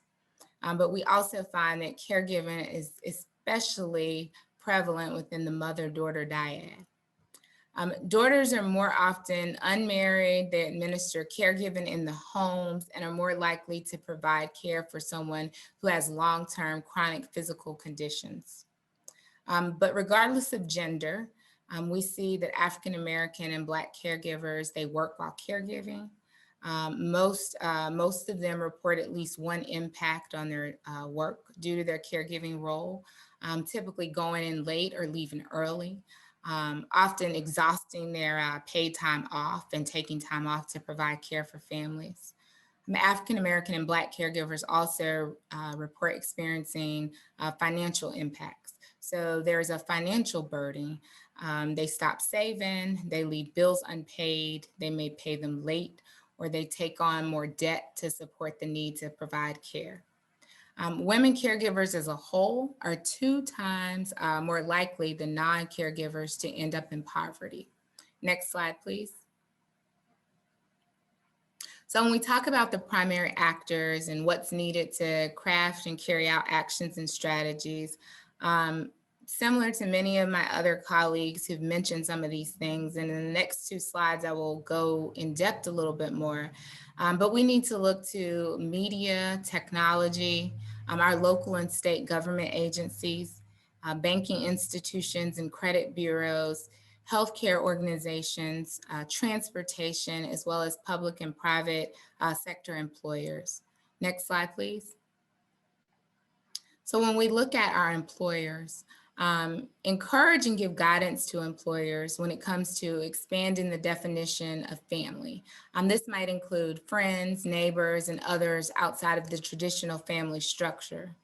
We also need to encourage and give guidance to employers when it comes to implementing caregiver-friendly workplaces.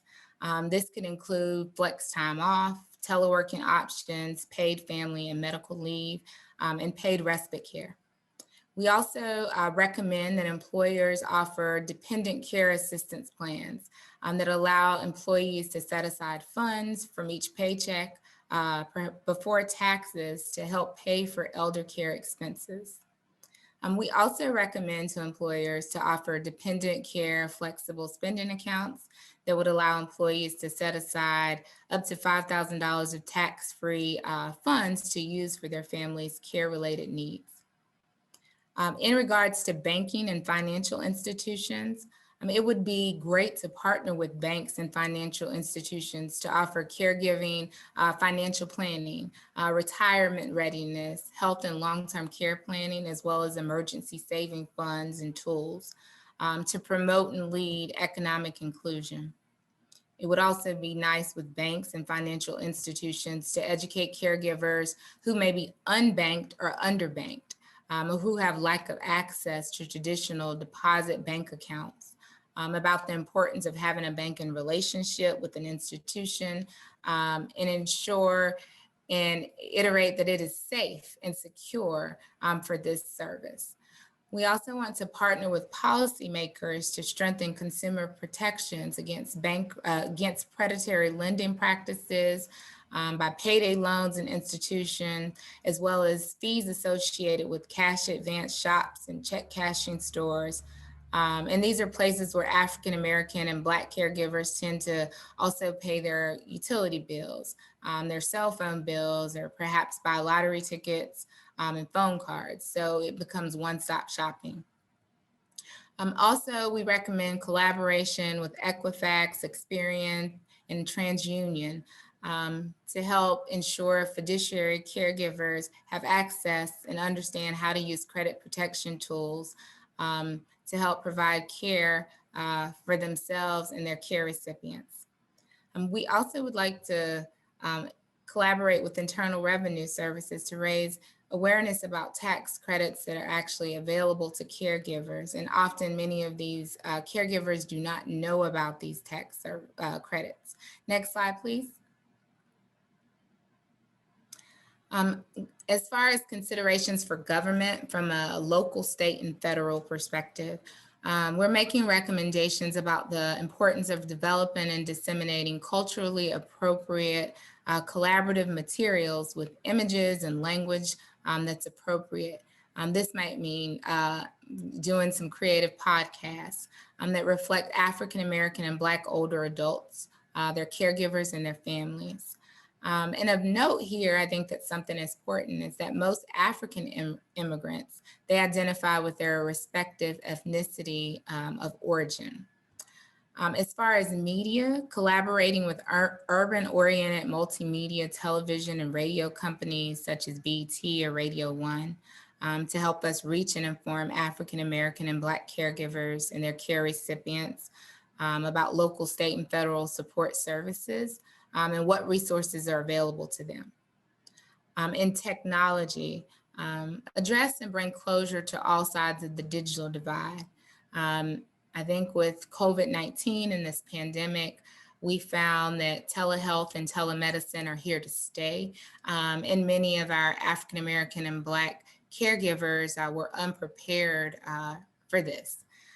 Collaborate with community leaders, business leaders, policymakers, as well as mainstream urban media to help us develop and inform caregivers about emergency broadband benefit program. And this is a program that provides discount on broadband service for eligible households and tribal lands.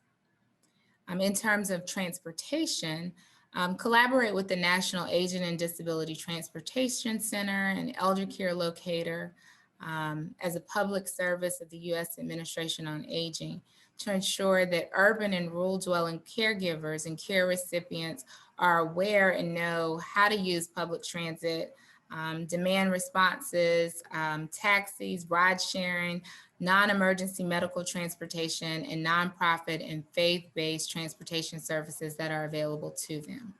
Next slide, please. Next slide, please. And thank you again for this opportunity. And this concludes my presentation. Thank you, Keisha. And next we'll have Cheryl Wayland from SAGE. Thank you, Elena. And, you know, as I start today, I just want to thank you all for the opportunity to speak with you here today and for your work on the Council for the RAISE Act. This is really just important work that you all are doing, and I'm just really excited to be here. So again, my name is Cheryl Whalen. I'm the Director of National Education Initiatives with SAGE, and my pronouns are she and they. SAGE leads in addressing the issues related to lesbian, gay, bisexual, and transgender aging. In partnership with our constituents, allies, SAGE works to achieve a high quality of life for LGBT older people, supports and advocates for their rights, fosters a greater understanding of aging in all communities, and promotes positive images for LGBT older adults in later life. And we also run SAGE's National Resource Center on LGBT aging, which is a part of this collaborative. Next slide.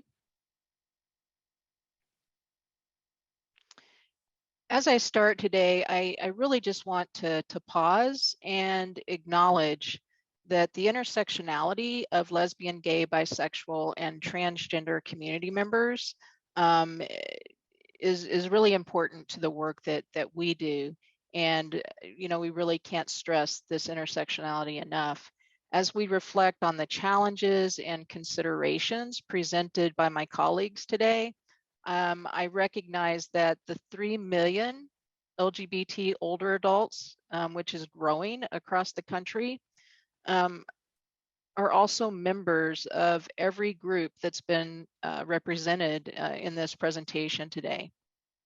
And it's important for us to note that these intersecting identities that people hold also can create even greater challenges when we're trying to access programs and services, you know, similar to caregiving supports.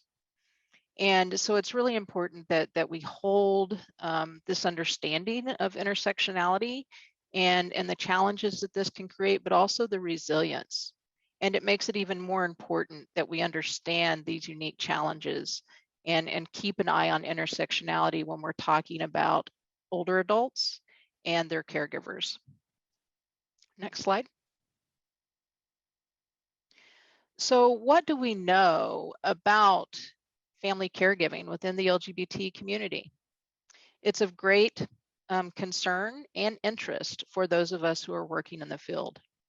It's important to understand that the challenges faced by LGBT community members include a high number of LGBT older adults who are single and live alone. And this is common within the LGBT community. And older LGBT people are also less likely to have children. LGBT older adults may also have experiences of a lack of family support because oftentimes we've been disenfranchised from our families simply because of our sexual orientation and gender identity. And this can leave many LGBT older people asking, who will be here to provide care and support for me as I age? Will I be able to remain in my community? Will I, you know, have the supports that I need?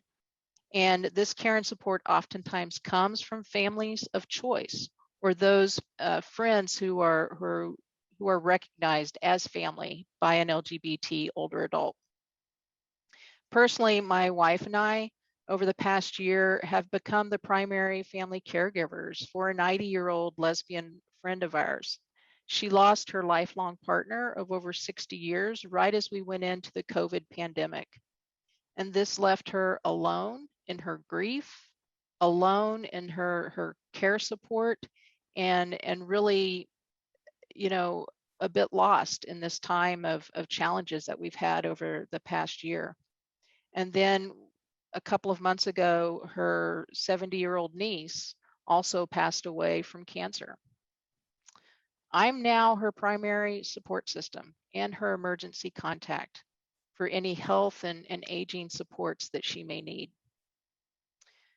This story is so common within our LGBT community, where we're oftentimes providing care and support to, again, our friends who we consider families of choice, our family members, and other community members who may be needing that support and who we consider family. Some of the additional risks that we know are those related to poverty. We have high rates of poverty among LGBT older adults. And there's also the increased risk of health disparities and disability.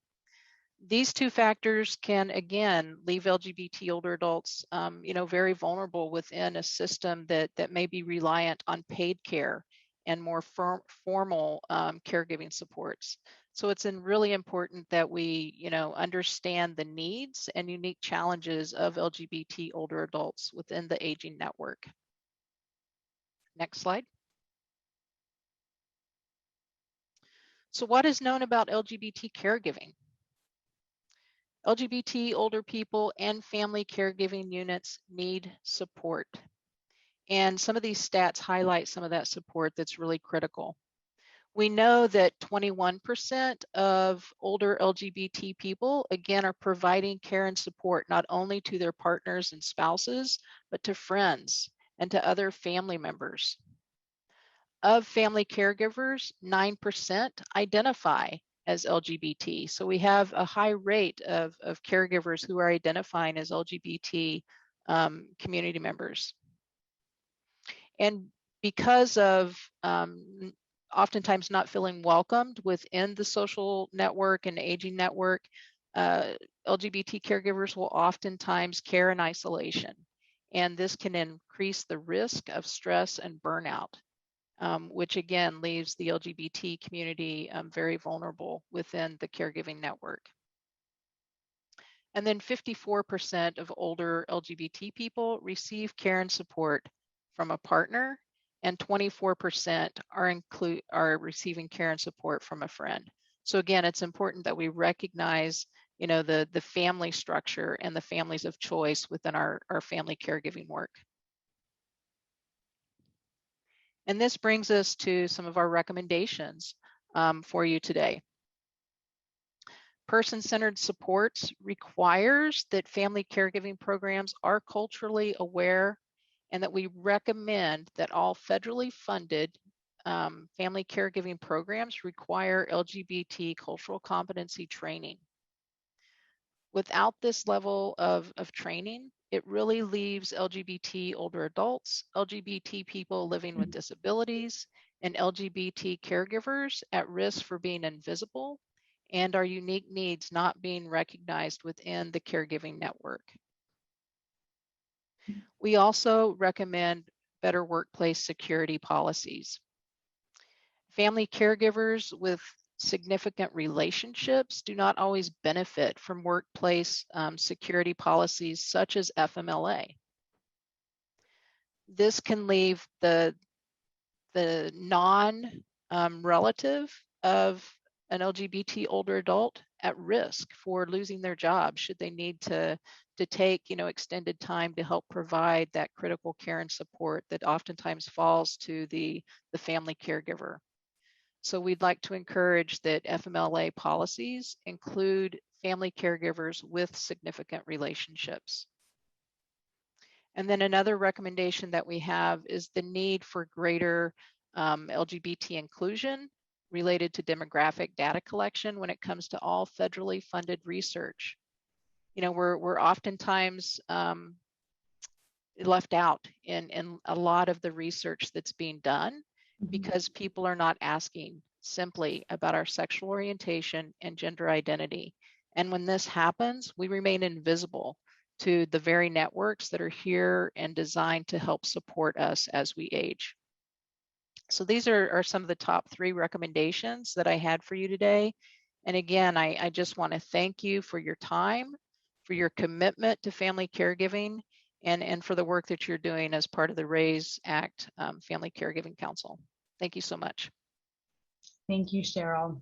Next slide, please. And I just want to thank all of the speakers for not only presenting what we have talked about as we were preparing, but also for sharing your personal stories, which speaks to what we spoke to at the beginning of the meeting. So I just want to acknowledge that as well. So I'm going to bring us home. Again, my name is Ilana Kiefer, and I work at the New York Academy of Medicine. And I'm just going to briefly talk about some cross-cutting themes that relate to all the different subpopulations that we've discussed, and of course to older adults and their families writ large. Next slide, please. So at the New York Academy of Medicine, otherwise known as NIAM, our mission is to drive progress towards improved health through attaining health equity. And we do this through three main mechanisms. We have our Fellows Program, which is a network of over 2,000 experts across the medical, social work, and public health professions. We have a world-class medical history library, and we have a range of research, evaluation, and policy programs. At the Center for Healthy Aging, specifically, we work to improve the health and well-being of current and future aging populations through research, policy, and strategic assistance. Next slide. So today you've heard 5, in my opinion, excellent presentations about the caregiving needs of a variety of populations. And my goal today is to share some cross-cutting themes that affect many of these caregivers across the board. Next slide. So as Cheryl just mentioned, and as our other speakers alluded to as well, you're now familiar, and I'm sure you were before, with the term intersectionality, which describes how race, class, gender, and other individual characteristics intersect with one another and overlap. In our context today, you can see in the chart on the left how gender and race have a significant impact on earned wages, which can in turn impact how much time informal caregivers can afford to spend with their loved ones. The chart on the right demonstrates the intersectionality of race and SOGI, or sexual orientation and gender identity, on one's unemployment status, which also, of course, impacts one's wages. Next slide. So ethnic and cultural groups have a wide range of attitudes when it comes to caregiving. And as you can see in this quote from one study, Asian American, Hispanic American, and African American participants viewed caregiving of their family members as a given and as an expectation. Similarly, these same 3 groups are the most likely to live in multi-generational households as compared to white or mixed race families. Next slide. We can all relate to frustrations in communicating with our healthcare providers, but this increases twofold when language is also a barrier. In addition, programs like the Signature Federal Entitlement Program Medicare only have enrollment forms available in 2 languages, English and Spanish. And as you heard today, there are many other languages that are being spoken for older adults and their caregivers that would need to apply for different parts of Medicare. Next slide. There are also, as you heard, many non-traditional family structures that can complicate the role of caregiving. As Cheryl mentioned at SAGE, LGBT older adults are 4 times less likely to have children who may provide caregiving. And a disproportionate number of grand families where grandparents or other relatives are the heads of households are African American. And the graphic on the right is a purposefully complicated graphic that shows the many, many factors involved in transnational families where family members live in different countries. Next slide. So caregiving is inextricably linked with class and with finances. The chart on the left shows median income lines by race. And note that even though Asian Americans are shown as having a higher median income than other racial groups, as June talked about, Asian Americans have highly varied economic experiences. A substantial share of Asian American subpopulations struggle with high poverty and a lack of health insurance. But these struggles are often masked by the high employment and incomes of other larger Asian American subpopulations. Additionally, Asian Americans are the most likely group to have 3 or more working individuals in a household. So this may skew the data and make Asian American households appear wealthier than they actually are, when they simply have more working members living in one's home. The chart on the right shows a racial breakdown of whites, African Americans, and Hispanics in terms of their ease of access in taking paid time off, or PTO, to care for parents or other loved ones. The first model, Model 1, controls only for race and ethnicity. The second model in the middle controls for race and ethnicity as well as education, gender, marital status, number and age of children, immigrant status, and respondent age. And the third model adds the following controls: full-time or part-time employment status, industry, occupation, union status, employment sector, and region or state. So even controlling for all of these various socio-demographic factors, race still plays a significant role in one's access to paid time off for elder care. Next slide. So we don't have time to exhaust all of the cross-cutting themes, but I do want to touch on a few more. Older adults and their families who grew up in other countries may have trouble simply navigating the complicated benefits programs, as do many families that grew up in the States. They may also be mistrustful or uncomfortable with ways that the American government operates or ways that they ask for personal information. Financial security is, of course, a major theme, and one sub-theme of that is simply providing the physical supports one needs to age in place safely in one's own home or in the home of a caregiver. And finally, the film poster on the right shows a documentary called Gen Silent that came out about 10 years ago, I believe, about older LGBT adults who were forced back into the closet when they moved into nursing homes because they did not feel safe being out among other residents or staff in the facility. Next slide. So as you implement these recommendations and work with Congress to do so, we ask that you keep in mind the following.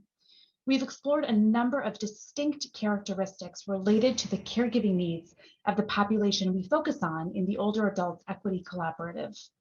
We've also explored a number of themes that are more universal among these families. Many of these traits and many of these challenges are universal, no matter the demographic characteristics. And of course, not all of these themes affect everyone from these demographic categories. Our goal is simply to highlight common themes among the subpopulations that we work with and to help ensure that their needs will be met in the caregiving space. Number 2, the irony of unpaid caregiving is that it is actually quite expensive. It costs the caregivers in time, in emotional energy, in unpaid time off from work, and in actual cold hard cash. Number 3, caregiving also provides an opportunity for connection among family and loved ones. If a care recipient lives in a multi-generational household, it can provide untold intergenerational benefits to the other family members and to oneself. Most professionals who work in the field of aging, myself included, were influenced by grandparents that they lived with, who cared for them, or who they cared for. In an increasingly age-siloed and isolating world, family caregiving is one way to provide connection that we all crave, particularly on the heels of this past year. As a collaborative, we thank you for your work on behalf of caregivers everywhere, and we hope that you will incorporate our recommendations in order to lift up the caregivers today and those who will care for us tomorrow. Next slide. So I thank you all for your time, and we are all happy to take questions and to have you contact us, and I'll turn it back over to Greg. Thank you, Alana, and thank you to each one of the organizations who shared your thoughts, your information, and certainly your really excellent recommendations for how we can ensure that we infuse the concepts of cultural competency, respect for diversity, and the need for equity in the national caregiving strategy that you all are going to begin working on. One of the things that was very clear to me and to the NASHP team, several months ago when you all began to think about the recommendations that you wanted to make and that you adopted back in November, was that diversity and these themes that we're hearing throughout the series of presentations today was universal across. And so that's why we thought it was really important at this critical juncture that we get you all thinking about the whole, all of the issues around diversity from the get-go, so that it's at the forefront of your mind as you begin to work on the national strategy. So with that, I wanted to throw it open to the council members. Did you all have questions for any of the presenters today?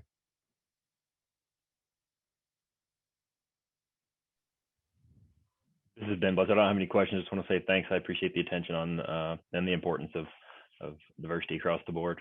Really think it's important for us to pay attention to. So thanks for the recommendations.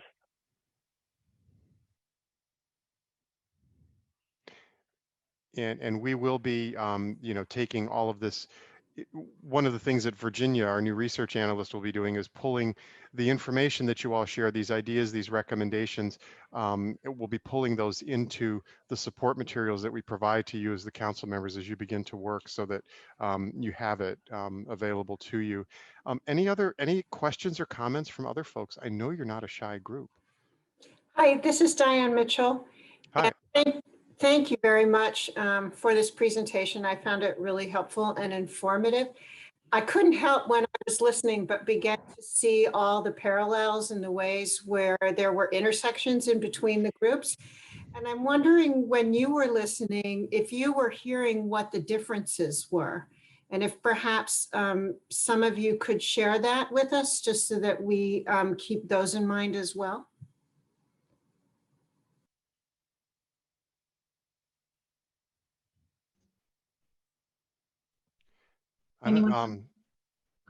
Collaborative members, any differences amongst your groups, things that each of your respective populations are, where they're truly different and unique, that we would need to be particularly aware of?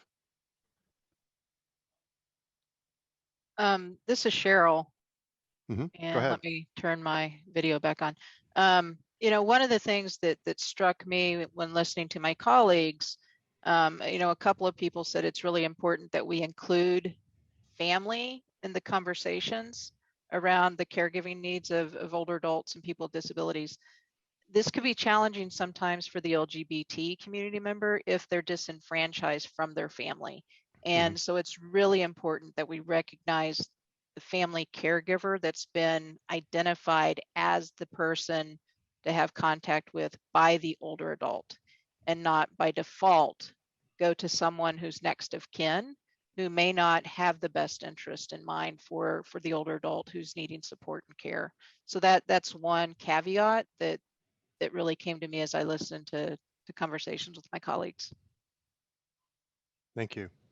I have a small addition as well. Thank you, Cheryl, for that wonderful point. I think when considering Hispanic and Latino communities, it's important to also expand what we consider family. And it also might not be next of kin. It may be nieces and nephews and family or friends, compadres, for example, that are caregivers. So expanding the definition and making sure that in recommendations, what is considered a family caregiver should be very broad. Greg, this Yes. is Rhonda. Yes. I think using the term family of choice is important because, well, it's very relevant to these groups. It's also relevant to families who have estranged families and various other groups. So I think family of choice is important. Okay, great. June had his hand up. Yeah, thanks, Greg. I'll just add as well, I think the concept of caregiving in AAPI families is something new, in the sense that because it's already ingrained within our culture, I think when we use the term caregiving, it could be you know, misunderstood from subpopulations within AAPI communities. In addition to that, I think one of the biggest differences, and I think the important thing, is that the commonalities and the similarities between all of our groups, is that the important thing, again, it comes back to the people. There's so much diversity in all of our communities that it requires all the more attention to them. But I'll just add that when it comes to multi-generational families living in one household, I think there is a huge difference there between AAPI communities and other communities as well. Great. Alan. Yes, thank you all for an amazing presentation. But more importantly, uh, huge gratitude for the coalition that you have built and the voices that you're bringing together into a very cohesive, meaningful, yet respectful of the different issues that that each of the groups have. So um, thank you all the way around. Just a couple, one very specific question. I think it was Shannon, early in your report, you made reference to a document that was published in 2017. I didn't quite catch it, but I think it was maybe NHOA or something like that. National Hispanic Council on Aging. Yes. They have done wonderful research about family caregivers in the Hispanic community, and they have a report. I believe it's attached in the notes section of my presentation, but I'd be happy to share that with you all as well so that you can reference that. Yeah, and then the larger question goes to Greg and Sarah and others of, is that report cited? Is it appropriate to cite? Because I really think the more we can bring attention to specific health issues, the better. And we've discussed this in the past, and I know it's often hard for us to get citations in, but I was impressed by that citation. Sure. No, we can certainly take a look, and keep in mind too that as you get underway with pulling together the national caregiving strategy, there's going to be additional opportunities to infuse narrative throughout that, I believe. And so we may be able to spend some time around specific actions or recommendations that really point to, building on the rationales that are associated with each of the recommendations, really beginning to flesh those out in the strategy. So that may be another opportunity, but we can take a look, sure. Right. And a last comment, a bit off topic, but there's so much important good work going on in the area of dementia care, dementia caregiving, diagnoses. And I was just curious if your group is also reaching out to some of these other national initiatives that are being put forth by, like, NIA has one called the Impact Collaboratory that is very research based, but as an academic, the information you all presented today, I think it would be very, very valuable to that group. And then the second group would be the Milken Institute's new focus on improving dementia care. So again, just a bit of an editorial, but I'm so impressed by your ability to articulate the global issue of equity and then give so much very important specific information that I think those groups would gain value from having the same presentation we had today. Thank you. That's a great idea. That's a great idea. Greg, this is Rhonda. Yes. It's been a bit since I really reviewed everything, but what this conversation brought out for me is the importance not only of explaining that family caregiver, the word caregiver does not resonate with actually most groups, and some groups much later, if ever. But the other thing is to maybe have some sort of disclaimer on what family means, because that's not a common meaning, and that plays through in all of this. So maybe some kind of little statement about that when you start, that that's not a uniform word. Yeah, that's a great point, and we can certainly take a look at that. Thank you. Helen, I saw you had your hand up. Thanks, Greg. I just wanted to follow on to Alan's comments. This is something that, and maybe this is a template that this council would like to follow. The National Alzheimer's Advisory Council made a cross-cutting recommendation last year to focus on health equity, or equity in terms of all things related to dementia. And it's, there's a research piece of it, of course, diagnosis and clinical piece, and then accessibility and quality of long-term services and supports. We're also pulling together a report that talks about all the work that we've done on addressing equity issues under the NAPA umbrella over the last couple of years, to inform sort of a identification of gaps in places that we could do this work a little bit better. So I appreciate Alan's comments, and I think this would be a great group to bring in to talk to the NAPA Council in the future. So thank you. Great, thank you. Okay, so while and striving to keep on time with our agenda, because we still have a bit of information to get through before we get to the report discussion. Next up, we have our colleagues from the UMass Boston and Community Catalyst. And I'd like to ask Wendy to go ahead and introduce them and get this portion of the agenda underway. So Wendy? Sure, thanks. I am always thrilled to introduce Carol and Pam.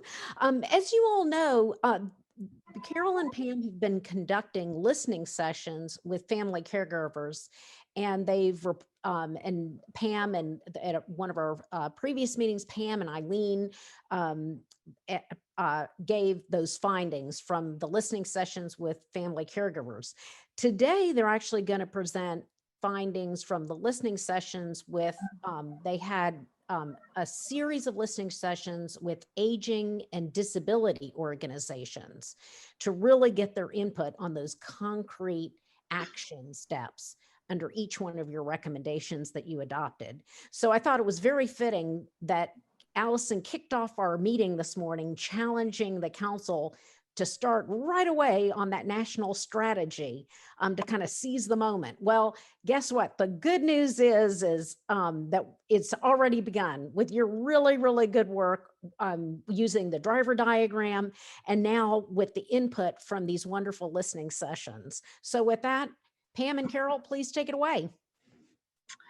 Great. Hi, this is Carol Regan. I don't know if you can see me. I think my video's good. Okay, great. So I'm so happy to be here today to join this conversation and have been listening in the whole time. And my name's Carol Regan. I work as a senior advisor at Community Catalyst and have been involved in aging and disability issues for a long time. And my colleague Pamela Nadash is at University of Massachusetts Department of Gerontology, and our organizations have partnered with NASHB and ACL on this project, and we're very excited to share this findings. I just will say that listening to you all, we are so excited to have captured a lot of what was raised here today. Clearly need to go into more detail, but we're very excited that some of the listening sessions some of you participated in were captured in this report. So next slide. Next slide.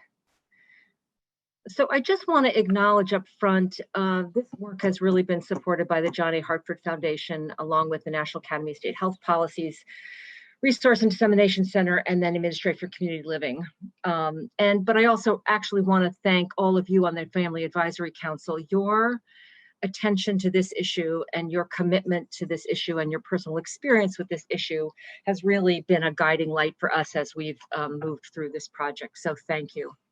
Next slide. So I just wanted to briefly tell you what we're going to cover today, and we'll have time for discussion because, as you can tell from what Allison opened up and what Greg and everyone has been saying, moving into this national strategy is really what this is intended to spur action in.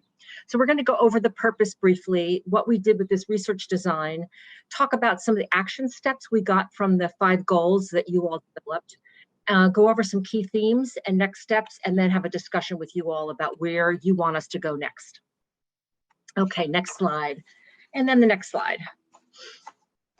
Great. So when we first began talking about this, we had a number of goals of these stakeholder sessions. And clearly, whole last year, things changed over time. So we were able to pull people together for a couple of purposes. We really knew that if we're going to help you all and the council move this agenda, we needed to get the insights from key organizations about what they thought about this and what their interest was and level of engagement. So we wanted to use these to both identify, prioritize, and then help make actionable these incredible goals and objectives that you all came up with. That was one of the purpose of these sessions, and then to have these stakeholder groups identify what they preferred as action steps. And in some cases, we got to short, medium, and longer term. And then in some cases, we were able to get into what we needed to do to implement these changes.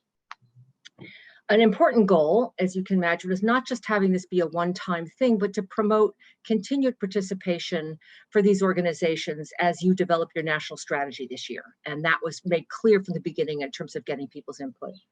And then following from that, being able to sort of identify who are some key leaders and organizations in this space that will be needed for the national advocacy work moving forward. Okay, great, thank you. So the next slide, I want to tell you a little bit what we did to design these. So next slide. So we identified a range of stakeholders I'm going to share, and the list is available to you all, and key thought leaders at both the national and state level, knowing that a lot of the recommendations might be national, but some might be state and local. So we wanted to gather input from those levels. We really wanted to get, as Wendy said, a range of organizations working on caregiver issues. So it ranged from aging and disability groups to providers, researchers, other advocates who represented the many faces of caregiving. And that also included, which was highlighted so much in the earlier presentations, not just family members, but family of choice members, teenagers, different people who were involved in caregiving. We invited 60 organizations, and I'm hoping that some are joining this presentation today, and 42 participated. We had 6 two-hour sessions. So you can imagine, we could have gone on for hours and hours with these because people were very engaged. And I will say that in goal 3, because it required 2 sessions, given the breadth of that goal and the number of recommendations you all opposed. Next slide, great. What we wanted to do, because we knew we only had 2 hours, was we decided to send out a short survey to the participants in each group. So, so people were allocated, we tried to allocate people to each goal based on their organization's background and their personal advocacy. We sent out a short survey to participants for each group, trying to get some initial ideas and key strategies to advance the goals and recommendations. And then we used that feedback, that sort of framework, to facilitate the agenda for these listening sessions. And about half of the participants submitted feedback. So we got a pretty good participation rate in giving us some ideas in advance. Great, next slide. So in terms of the facilitators' goals for this, so how we did this is we began with an overview of all 5 goals so people could understand what their piece, how it fit into the whole. And then we focused on the one particular goal and its recommendations. The idea was to have an open-ended discussion on each recommendation, with our intent to solicit input on different strategies, different recommendations. Again, as I said, we tried to get people, depending on the time, to talk about short, medium, and longer term goals, what could be implemented right, what took the federal and state governments, what was a private sector solution. So we really tried to get people to think about what would it take to implement these ideas, and encouraged, we were happy to say, both small, concrete things that could be done immediately to the big picture ideas. And then specifically, again, what actions, policies, programs would be needed, again, what barriers might exist, timelines, and if we could, what it might cost. Next slide. So I just want you to see the range of organizations we were able to, these are just in alphabetical order, the range of organizations we were able to get to participate. Their engagement was really important. So you can sort of take a moment to look at this slide. See, we had some foundations as well. Some provider organizations. And then the next page, you can also see, again, another list Very pleased that we're able to address some of the diversity issues you heard earlier from people from those organizations.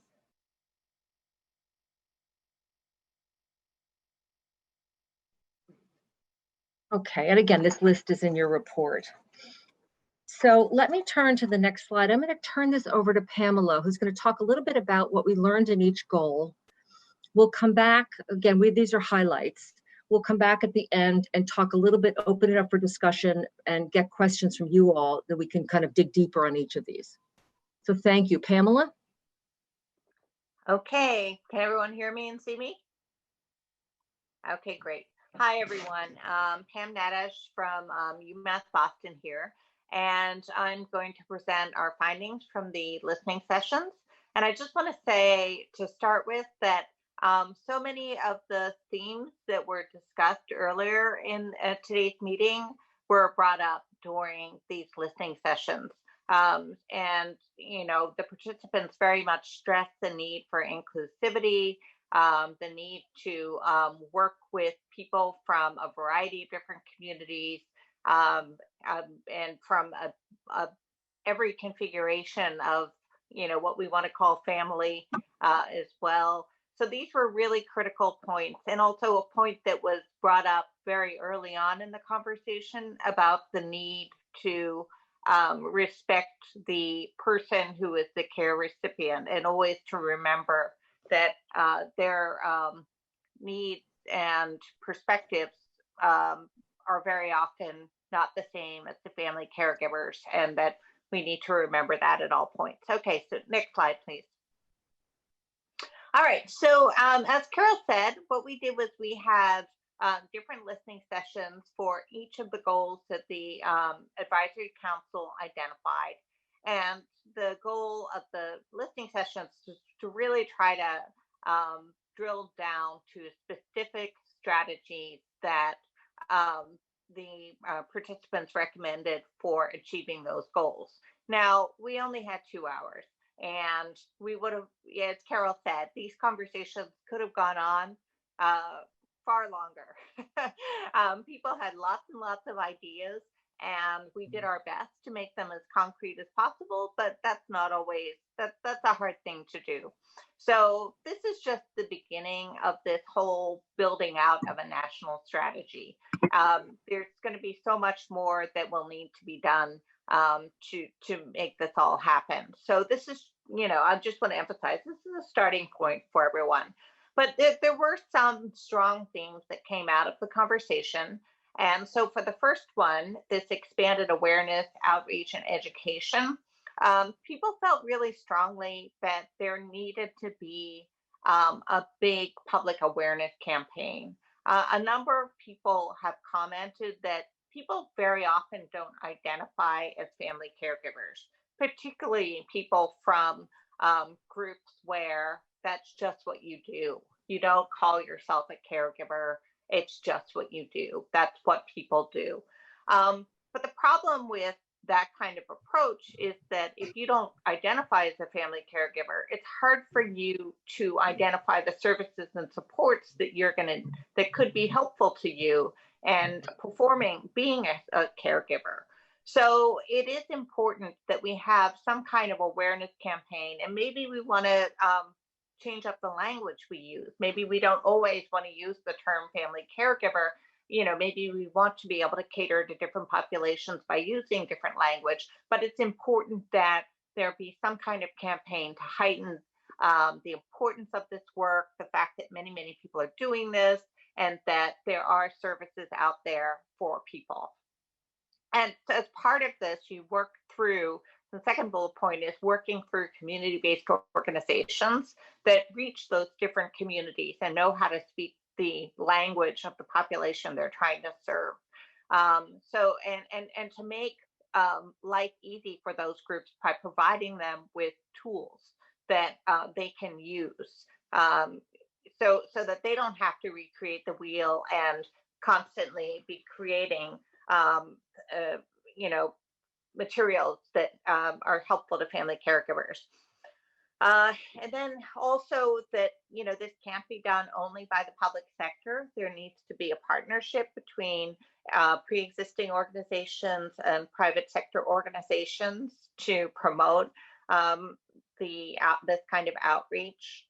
And the other point made was that there are a lot of models already for big public awareness campaigns. So that if we're interested in trying to figure out how much this could cost and what kinds of strategies that can be used, we can look to models like the Medicare Part D campaign, the long-term care awareness campaign. There are a number of different campaigns that we can, again, you don't want to recreate the wheel. You want to draw on existing knowledge. Okay, next slide, please. So one of the goals identified by the council was that family caregivers need to be key partners with providers of supportive services for people with support needs. And so that there are a number of different strategies that we can pursue to help with this. And, both in our focus groups with family caregivers and with these listening sessions, people talked about caregiver assessment tools. And one of the first points was that there are a lot of tools out there. And one of the things that could be helpful is to create an inventory and possibly assess these different caregiver assessment tools and figure out which is the best one, so that we have a tool that enables family caregivers to actually be part of the process and get the services they need. And then also, it's not always good enough to just have that assessment tool. Something needs to happen once people get that assessment tool. So we need to think about strategies and mechanisms for incorporating family caregivers into the different types of care planning practices, care teams, and helping family caregivers to identify best practices and providing support. One of the other things is to ensure that family caregivers are identified in electronic health records. That's already happening in some states, but that needs to be something that happens nationally. And then the other part of it too is that very often, just as family caregivers don't always identify as family caregivers and understand their own needs and the range of sorts of supports that are out there that could help them, often health and social services staff are equally uninformed about the needs and the role of family caregivers. So that, this last bullet, this last part of it, incorporate caregivers into training, that is incorporated in one of the other goals as well. But this whole, this basic idea that family caregivers need to be incorporated into every level of action, policy, services around family caregivers, so that if healthcare providers being educated about family caregivers should be part of that education. They should be speaking to their experiences, and so it's not a kind of I don't know, academic exercise. Okay, next slide, please. All right. So goal 3 was the one that Carol said we actually had 2 sessions on, because there were so many recommendations related to goal 3. Because this was the one that addressed access to programs, support, goods, and services. And as you can imagine, those needs are so broad that that there's a lot of conversation that needs to be done around them. So the first bullet point really speaks to what we were talking about earlier, that one of the issues around a lot of services and supports is they're not necessarily culturally appropriate, nor do they understand the range of family contexts that people live in. So that's important. And then, the very important issue of increasing fundings for services and supports and across the range. And that's certainly something that, we started out with. The landscape has really changed under the Biden administration. So perhaps there's more hope for this one than previously when we were conducting these sessions. But anyway, one of the things I presented about earlier was the need for respite. There was a lot of recognition that we need to support paid caregivers better.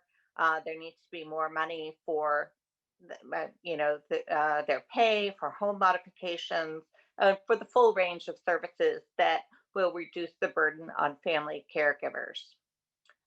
So again, the caregiver assessment issue was brought up, that this needs to be incorporated into health services, and that we really need to figure out how to operationalize caregiver assessments, and that we also need to ensure access to a broader range of health-related services and supports, such as medical transportation, housing, technology, etc. And also this point about internet access and broadband, given that so much of how we do things is moving to this remote format. We need that people will be left out unless they have access to broadband.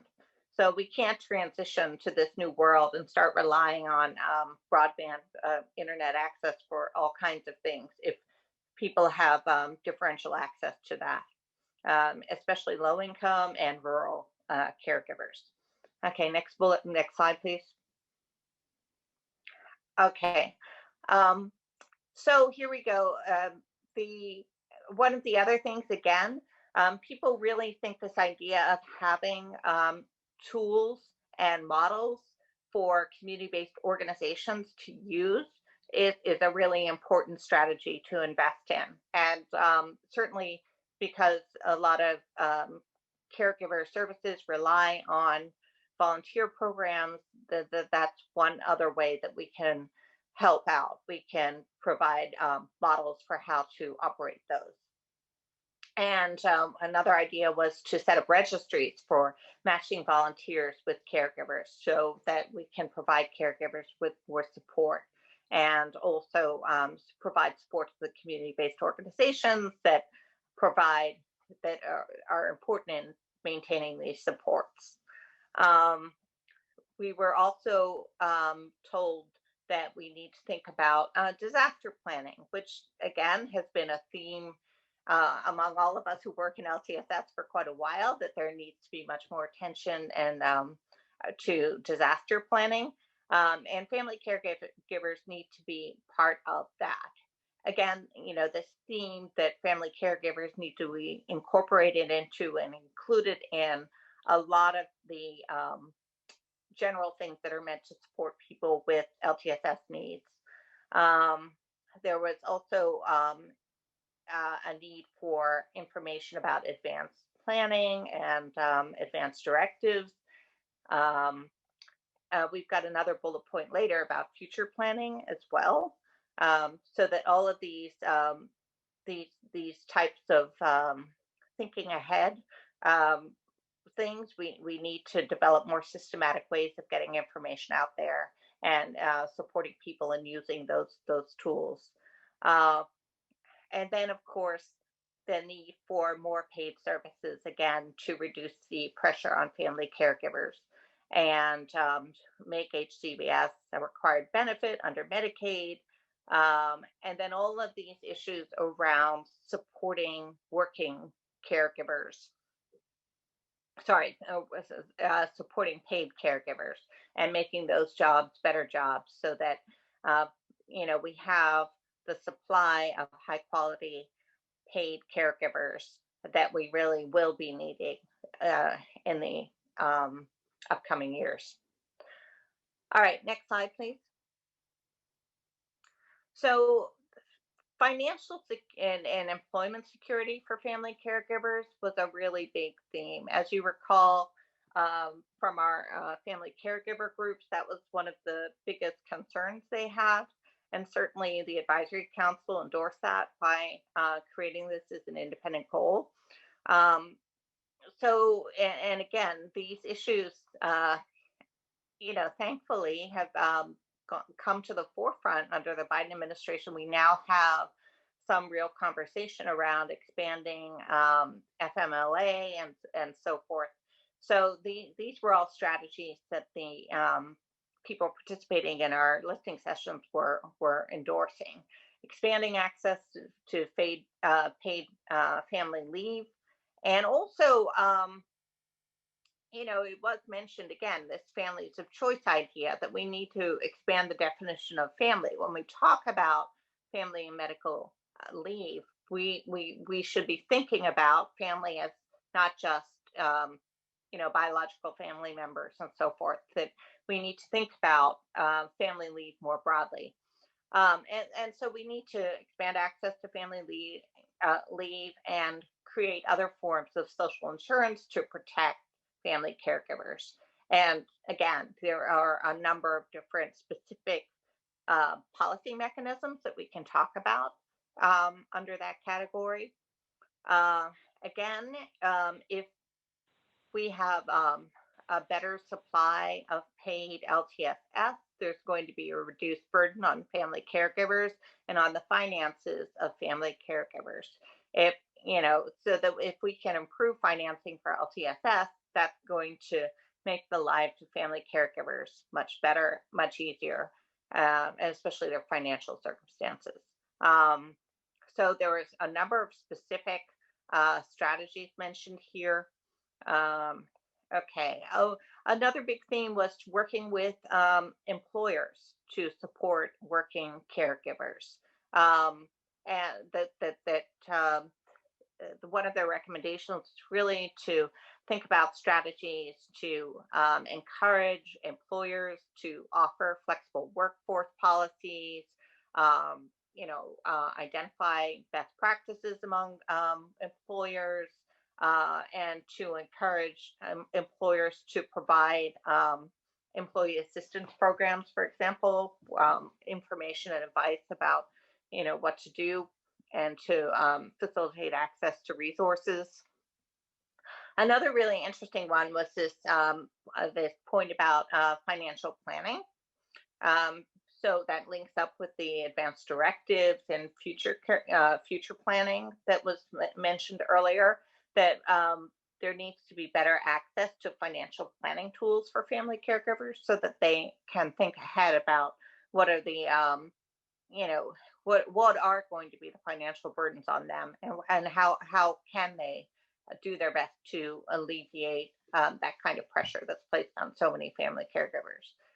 Okay, next slide, please. And the last point was around research, and a few people mentioned research in the previous conversations.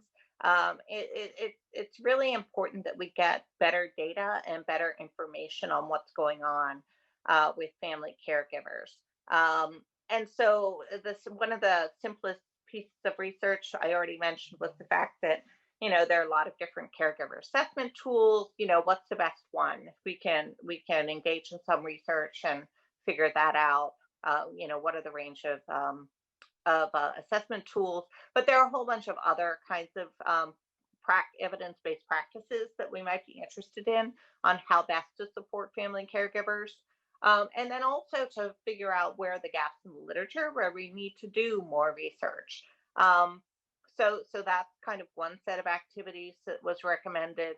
Another set of activities was to really look at the range of different data collection tools that are out there, and to think about it from a caregiver perspective, because what's happened is it's fairly ad hoc. There are items in all these different surveys.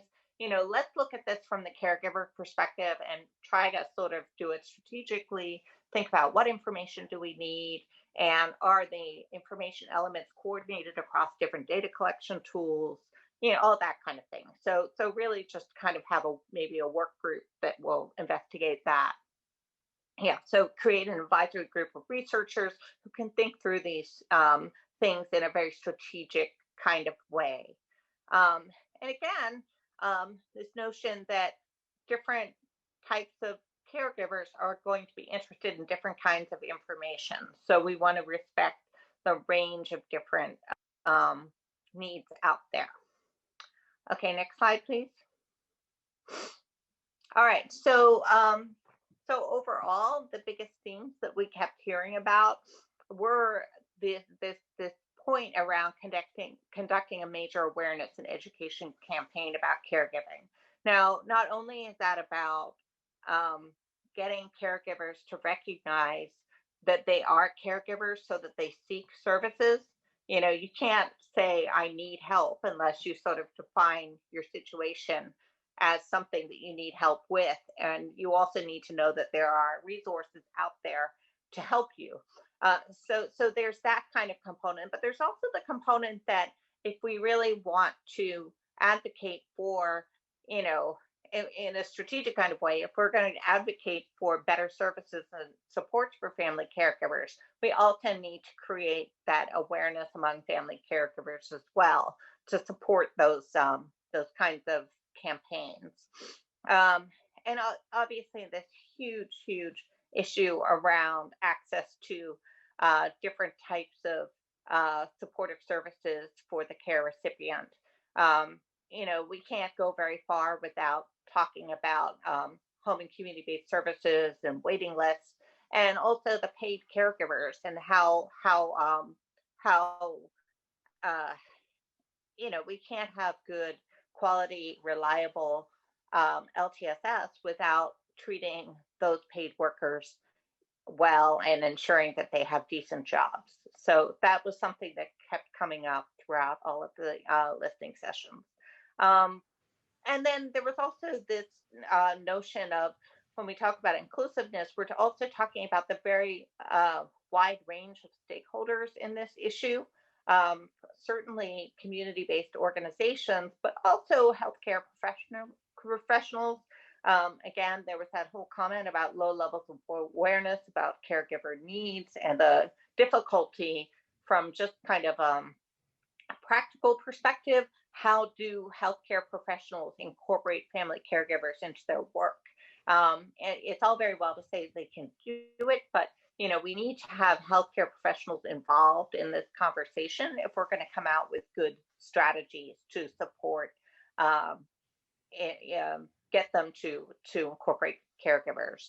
And then also, again, this focus on employers and really getting employer buy-in to different kinds of strategies for supporting working caregivers. So that was really emphasized a lot.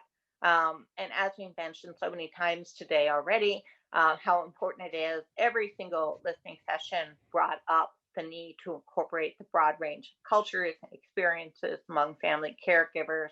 That was really very much endorsed by the folks who participated in the groups. And then this kind of point that I made before as well about involving caregivers in all of these things, you know, and obviously the advisory council has been coming out with different strategies, but also making sure that actual people who do caregiving are involved in a lot of these policy-based conversations at every different level. So that was really important. This issue around access to technology and broadband was also brought up consistently. Providing broader access to training and other supports for caregivers.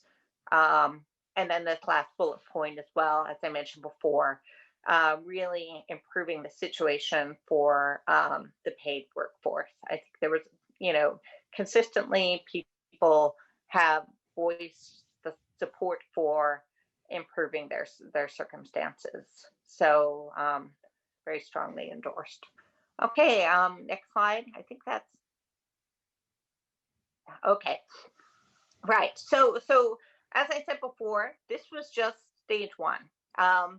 You know, we're still operating at a fairly broad level, and it's going to be the advisory council's job to really focus in on which strategies they want us to pursue, and they want us to continue working on, because we're taking, instructions from you guys. So we want to continue doing research on this and figuring out how we can work with these different groups. So that's going to be our next step, figuring out, which specific issues to engage on and which specific stakeholders to work with. So that's the next step. And so we've already got in our work plan that we're going to be conducting some key informant interviews and more stakeholder listening sessions. We already know that some of the key stakeholders we're going to be working with are the employers, organizations, faith-based communities, and direct care workers. Those are the instructions we've gotten from Wendy and Greg, but you guys are the boss, so you tell us what you want us to do.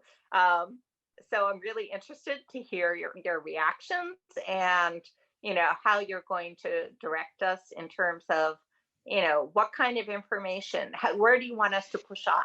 Which of these many, many important issues? I mean, the hard part about all this is there's so much that can be done. There's so much, I'm sure you guys, your heads are buzzing from everything I just mentioned and you want to do it all. But, what are we going to focus on? And I think going back to the very beginning, this is a unique political moment and we have an opportunity here. So, how do we seize the day? How do we build on that momentum and, really get something done? What's the most helpful stuff that can be done at this stage? So I'm just going to pass this over. I think Greg's going to lead. Actually, Pamela, let me jump in for a moment, if that's okay. Okay, sure. So this is Carol. I just wanted to take on just to pause for a moment, because I think in these key themes, I just want to reiterate that there's a lot of detail in a lot of these in your report. There's a lot of exciting overlap from what we heard today and from what you've all been talking about. And I just wanted to add that as we're going forward here, as Pamela said, to sort of ask you what we should be doing next and getting your questions and comments, I also wanted to note that a lot of the people that organizations we talk to have joined this conversation. So I want to make sure that you use the chat function.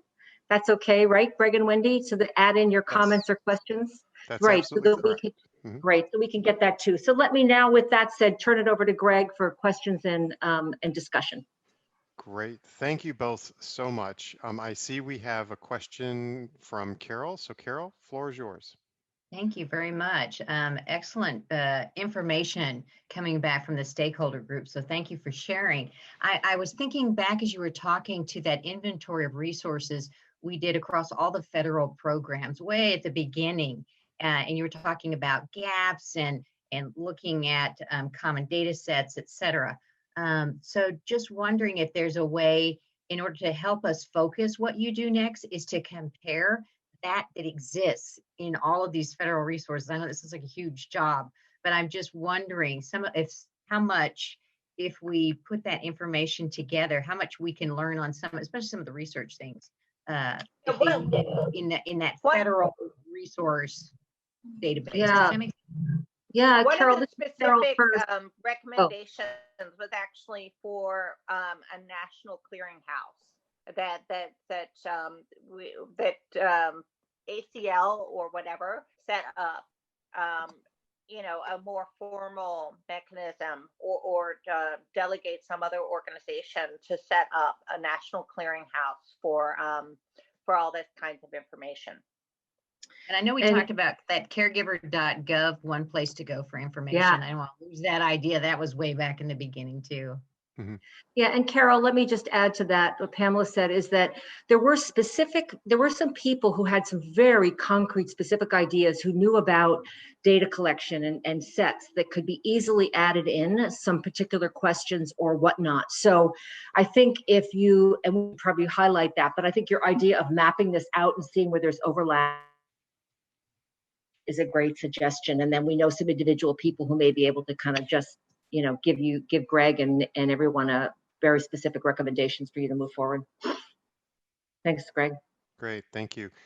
Casey, you had a question? Yes, thank you. So I've just really been taking particular notice of how there's this thread throughout everything that you shared that I just want to make sure that we're paying attention to that, especially as we go into the next phase of how we actually roll out these recommendations.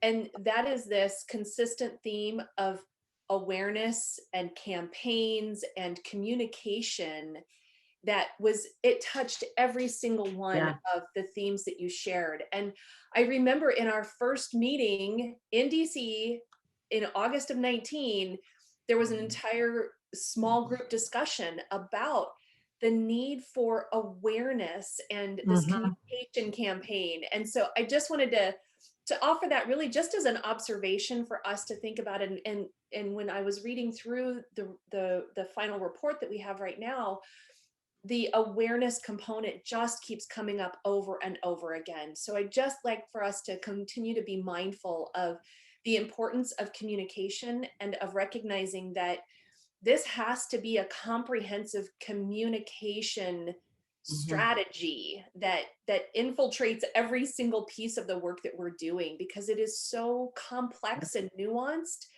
But I think we have to have that intentional focus on making sure we're organizing all of the strategies around awareness, campaigns, communication on all of these different areas. So I really appreciate the presentation on these important findings. And I think it's just a common theme that we just have to make sure we address collectively. Thanks, Casey. Greg, this is Carol, can I just make a quick comment? Absolutely, go ahead. Great. I couldn't agree with you more, Casey, and it came up across, not just in goal one, but across the conversation. And I think there's already momentum, given what Allison said earlier, opened this up about President Biden's and the administration's interest in all this stuff. So there's already momentum from a number of organizations out in the community. But I also would just say that in your report, when we talked in goal one, somebody recommended looking at the Medicare Part D awareness campaign issue as a model. And so people just like brainstormed and listed a whole bunch of stuff that could be done. So you might want to take a look at that and see if some of that captures what you're hoping you all may be able to do. Yeah, I have to say the report really goes into some pretty incredible detail on what some of the possibilities could be under each of the broad recommendations that are in the report. So that report, I think, will be among one of the many valuable tools that the council has at its disposal as it begins to work on the strategy. Rhonda Montgomery, you had a question or comment? Yeah, I had a couple of comments. One, the idea of a national resource center is good. I want to draw attention to, I'm sure you know it's there, Greg, but the best practice piece that BRI has put out. I think a lot of work has been done there, and it would be really critical to build on that and not repeat. Absolutely. The second thing I wanted to comment on is, in my experience through the long years of doubt on people's part, it's very important that the everyday people, there's a lot of comment here. We have to hear from those who do, the council's going to make a recommendation. I think it's really important to acknowledge that all the people on the council, for the most part, also are caregivers or have real experience. So this is coming not just from the ground up, but make sure people don't see this as, oh, the council's just putting this down on us. Because the folks that are on this council are deeply embedded in this, and you want to make sure that people don't think it's some top-down thing. We do listen to the people, but we are also the same people. Yeah, Rhonda, you bring up an interesting point, and we, in pulling together the executive summary of the report, because as you recall, when you all were looking at it, the executive summary was basically a numbered list of themes and concepts that we wanted to make sure we included. one of the things that we've done is we've actually listed the names of all of the council members, and where we knew that you all were or had been family caregivers, we've indicated your name, the fact that you were a caregiver if we knew it, and your affiliation. And we can certainly circle back to every one of you to find out if you would like to also be characterized as a current or past family caregiver, so that we can indicate that, because I think you make a great point. It's not just a bunch of people who've never lived it. We all have lived this in many cases, many of us for years. So I think that deserves mentioning, because it We adds. don't want to be seen as the bureaucrats that really don't know what we're doing. Exactly, exactly. That's a great point. The other thing I wanted to comment on, because I keep hearing it, and the incredible search for the perfect assessment has been going on for 40 years, 50 years, a long time. I want us to be careful that we don't try to search for the one perfect thing, that what we do is pay attention to the domains that need to be addressed, but not necessarily specific questions, because we can get locked into some kind of crazy stuff that you see in the medical world where everybody asks these certain questions and they're not relevant to everybody. So I want us to not say we have to have one thing. I want us to see that we have some guidance for the things we might choose that fit an organization. Great point. Thank you. And it looks like, Alan, you have a comment or a question? Yeah. But one is, I wanted to pick up on what Casey said earlier about the threat of communication and public outreach. I think that's so incredibly important because in my mind, it leads to people or caregivers becoming stronger advocates for themselves. So they know what terms to use, when it's okay to speak up, what to ask for. And this is not the best analogy, but pharmaceutical companies would not spend billions of dollars in direct advertising to consumers if they assumed all the docs are just going to recommend the right medications and they're going to take care of everything. And in some way and again, not the best analogy, but the idea that a caregiver can go into the office and ask for or say, these are the things I need. This is what I've heard about. Do you think this would work for me? I don't think seldomly happens today. Yeah. That's a great point, Alan. We talk about caregiver training and education, and oftentimes we think of that in terms of skills training, or training around financial literacy or managing difficult behaviors. But what about self-advocacy? That I think could be absolutely one critical avenue to explore. And to me, and it ties to goal 2, which is incredibly important to me, as you all know, and the importance of electronic health records, engaging providers. We have to do much work there. I work in healthcare.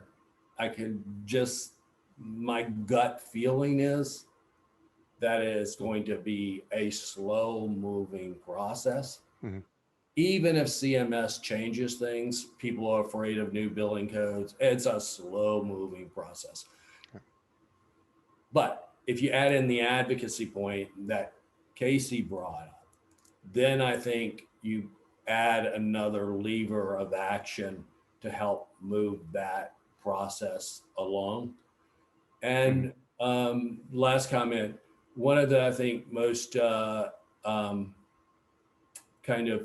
intriguing things I heard related to this issue is the emphasis on community health workers Because the average primary care clinic just is not staffed and not organized, I think, to do all the things for caregivers that we want in our hearts.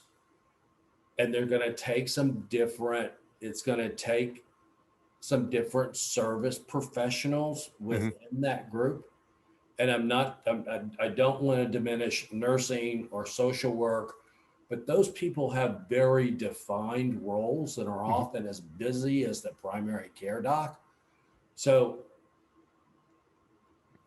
just the thought of, is there a new member of that care team that we need to kind of push as, this is your community outreach, this is your public, your population health person who understands caregiving and minority issues and special populations. So I hope at some point when we get to the strategies, we can think more broadly about engaging providers and not just say, we got to get the primary care docs to do better. Yep.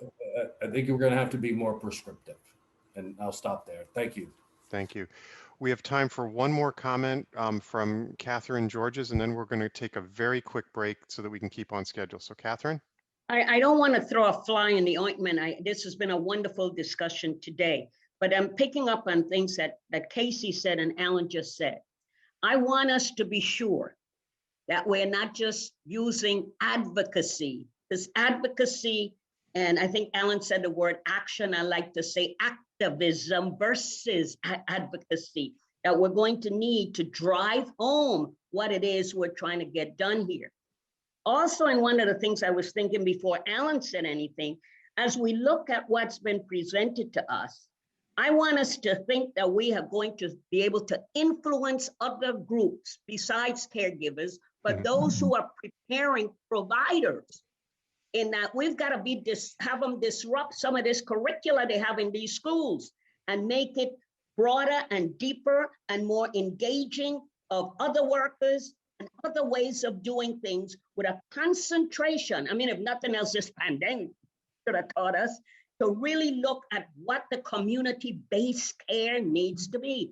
So hopefully someplace, I know that may not be one of the original intents, but someplace we need to put that in our report because it is critical. We're going to keep talking, nothing's going to happen unless we go back and get those changes made. Thank you. Okay, Carol and Pam, thank you for just an incredible body of work so far with more to come. What I can tell you is we will take those questions that you left at the, if we can go back one slide or two slides, this slide is good.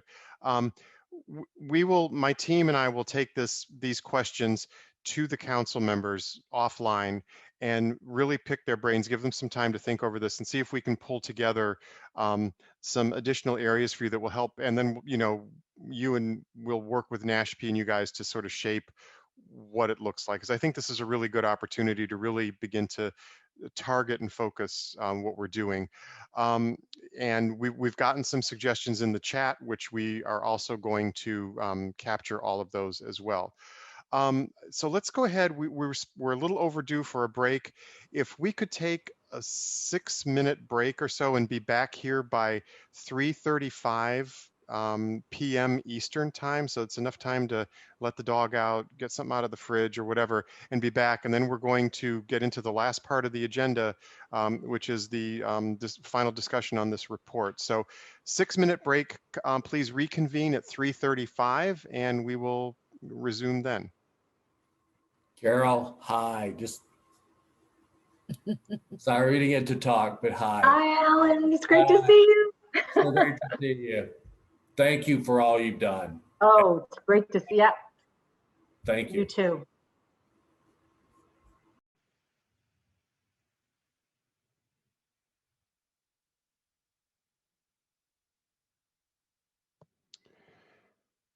Okay, hopefully everyone is back from their break. Wait, it looks like we still got people off camera and muted, so we'll give it another minute or so. But if folks, as you come back from break, if you could at least turn your cameras on so we know you're there, that would be great. Excellent.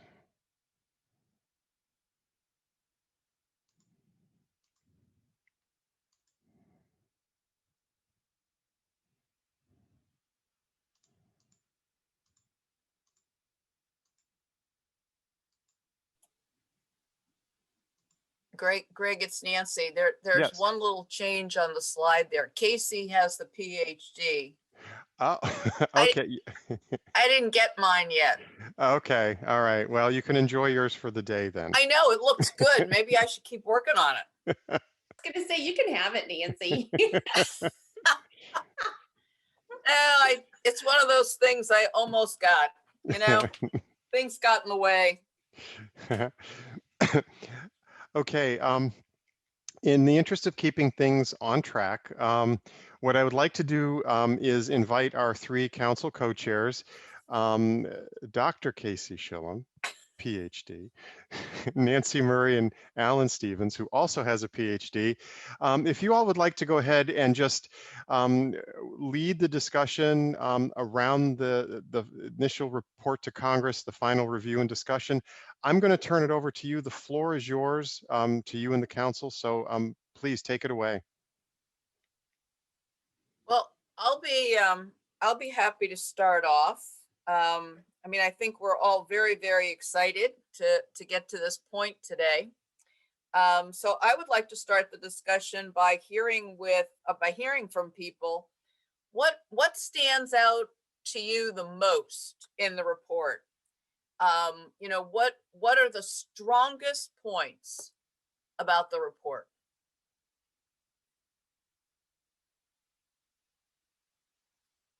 Okay, come on now, everybody. Hi, this is Diane. Excuse me. I was just overwhelmed. The stories that were encapsulated. I mean, I almost felt you could just have the report of them and that would say it all. Some of the stories just broke my heart of what people go through, but it was so real. They were very specific, and it's even hard to imagine that people are going through some of the traumas and some of the work that they have to do to keep their loved ones helping them. So yeah, that was just a wonderful addition. I agree 100%. How about somebody else? What stands out for you in that report?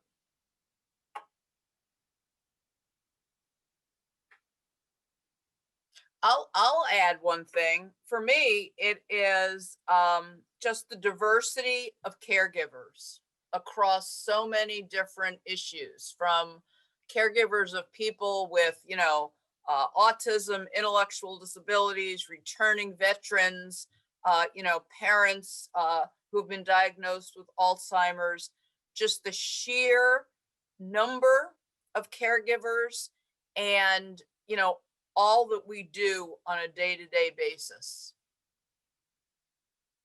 I'll throw in my part that I think resonates with me is how much, this is Ben again, how much education is a typical theme throughout. Education just on general resources that are available, education just about what other pieces go into the caregiving puzzle, both for the communities and for individuals themselves. Even down to I think there was a comment about generally like what respite even is for people, that it's available. So anyway, and then also improving the the education training for workers so they can have more skills just across the board. So I think that theme throughout multiple categories resonated for me. So really appreciate that part. Yeah, and this is Carol. I think for me, it's a multifaceted issue. A lot of people think about it as healthcare, but it's health issues, social issues, legal, financial. So it requires a systemic approach.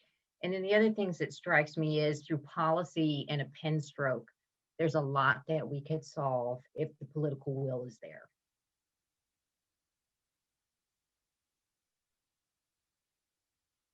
But how does the report differ from other types of reports like this? Because one of our goals is to get the attention of, you know, policymakers and funders. So how does this report differ? What's so special, if you will, about this report that's really going to get the attention of people? I think this is Rhonda. I think it's just the personal, it makes the reality personal, and it brings to people the fact that these are not somebody out there. These are people we know, that we know inside and out. And it makes it real enough that maybe Congress will see it as real. Do you think people who read the report might see themselves in some of the stories that they read about? Absolutely. And I think that's really important, because in my years of experience, the best time I've ever had in moving anything, moving policy, was when you found that policymaker who was living it. And if you found that policymaker that was living it, you had an advocate. And I think lots of people don't see themselves as a caregiver, but if they read this, they'll say, that's the aha moment. This is what I'm dealing with. It's also, it's not just you probably know someone out there, but it's also a moment where if you have any ability to project yourself in the future, you are likely going to run into this at some point in your future, probably very personally. So, I mean, I think that the idea that it would resonate with everyone anywhere across the country, it just makes sense. So, yes, I think that's a big piece of it. I'll make it special. I was really taken today by some of the things that Allison said. I mean, she's a caregiver. She sounds like a caregiver. Yeah, Nancy, I think I also want to just point out that what I love about the way the report is crafted is that it does have this very personal connection with these stories. Rhonda, you know, Ben, to your points, that anyone and everyone will see themselves reflected in these stories. But then also, not only is it that personal connection, but the way that it's outlined, here's the goal, here's the recommendation, here's the rationale. This is exactly what we need to do to accomplish everything that we're hoping for in this report. So I love that it captures the personal stories and really shares what caregivers are going through, while at the same time giving very practical steps on what we can actually do to accomplish change.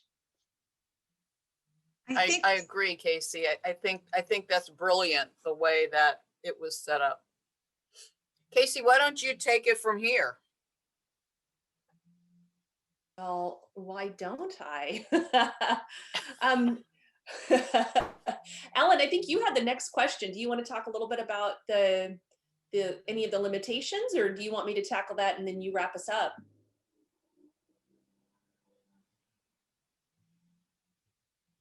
I'm happy for you to go.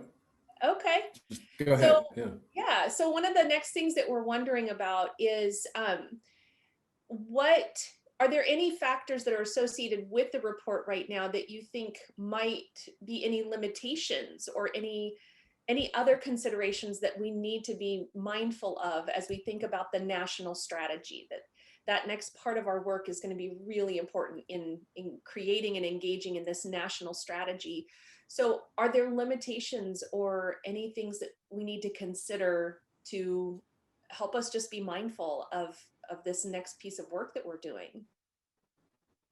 This is Rhonda. I had a thought listening to the Biden stuff in the last couple of days, in which they're playing out how important feeding children is in terms of the feedback, the positive net income that comes from that in terms of improvements and all the things.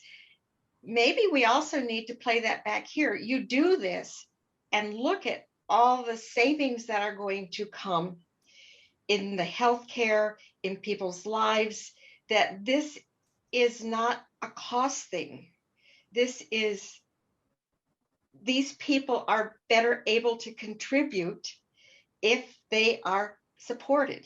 And I was thinking about that when I heard the Biden report on talking about why feeding kids isn't costly. And I don't know if we've kind of put that in or not. Yeah, that's a really great point, Rhonda. Greg, I'm what do you think? I'm taking notes, and Okay. so But doesn't that also kind of go back to, I think Alan at the beginning of this, after Allison's intro pointed out that there's a different level of support now, and I think that, even though I think that's an opportunity, not necessarily a limitation, this new opportunity with the support and the funding, which I think we've all along had this lingering question of like, how are we going to fund these changes, and there has to be some support, and then all of a sudden there's $400 million or whatever, then you start to reframe what that looks like. And I think that's it's similar. We're talking about that this is we have a different administration, perhaps a different level of support. Not to say that this wasn't supported before, but it's a different. The funding is there, so something to be mindful of is how can we leverage that support. I think it's a good point. I think it's about sustainability. I mean, I can remember going way back when people didn't want to do an assessment because if you assessed it and found the problem, you didn't have the resources to solve it. And I think that what we're talking about is the sustainability is, yes, you got this nice investment now, but the benefits in the future will keep it going. Yeah, and that's a great point on both of those points, that on both of those sides, that I really appreciated the conversation as we started this today, where we were talking about, did we make the language a little more forceful now that we have a different administration, but we also want to make sure we're staying the course for sustainability, that we're not creating something that could be divisive or, harm the work that we've done to date. I think that the circumstances in which we created the report actually are going to set us up for success in being able to make this case that this is a nonpartisan issue. This is a human issue, and that we have this ability to connect with people on a human level, that we should be able to make this case. But I think it's really great that we have this opportunity now. Ben, like you said, we've got funding that's there that we hadn't anticipated. So how do we leverage the relationships and the ability to really advance this? So I think that's definitely something that not necessarily is a limitation, but something that's an opportunity that we perhaps didn't imagine that we would have when we started this work. And I will add, going back to what we said earlier. So maybe I don't want to get stuck on the word infrastructure, but I don't know that we really thoroughly kind of define what that means for a caregiver. Rhonda made a good point that it's in-home respite. It is getting care that you need, and that's core, of course. But I also think it's the infrastructure of as the example of the AAAs. I've heard from a couple of my friends who are AAA directors saying, there's so much money out here right now. There's so much money on the table. Thank God it's here. But we're struggling to figure out how really to do the best use of that money, given the fact that they have basically done everything on a shoestring in the past. So it's that infrastructure that is more capacity building, so that people have the capacity to staff up, use money, what have you, to deal with a broad range of support needs across a broad group of individuals who need care with attention to ethnic and racial sensitivity. So that's a big one. I know I just threw out a lot there, but that's the kind of way that it just is. When they were talking about infrastructure, in my mind, it was just like, it's infrastructure, but it's capacity. And Alan, to kind of follow up with that, but in a little bit different direction, and this is, Greg, this is a question for you. Given everything that's happening right now with, you know, the American Rescue Plan, the Jobs Plan, the Family Plan, does this change the timetable for our council in terms of our work? That's a great question, and that's a discussion that I had with Allison a couple of weeks ago when I gave her a fairly in-depth briefing on what we've been up to and where we're headed. I think because of the time right now where we're at, I think that we may have an opportunity to get this report through clearance and out, hopefully much more quickly than might otherwise have happened, just because of the timing and everything that's happening. I think there'll be an appetite to move this, and so that's going to be certainly my goal as we move this into clearance, and that's going to begin. You know, hopefully you all will say, yes, let's move this into clearance later on today. And it's going to be my goal to begin that process within the next day or two until I can pull everything together. We have to obviously make a few minor edits and changes. We're also very cognizant of the fact that this is just the report. It's not the strategy. And so that's why we're now working so furiously to begin laying the groundwork for you guys, which is what Virginia is working on, supported by us, by NASHP, to get you working on developing the national strategy. And I've pulled together a framework for how I think that may happen. The co-chairs have seen it and we've tweaked it a little bit. We're going to begin working with you in the next couple of weeks when your subcommittee meetings resume, to begin developing that strategy, because the sooner we can get that out, the better. So yes, a long answer to your question, yes, I think this does impact our timing, and I think it's sped it up, and we're certainly going to try to accommodate where we can, recognizing limitations on staffing and resources and the whole bit.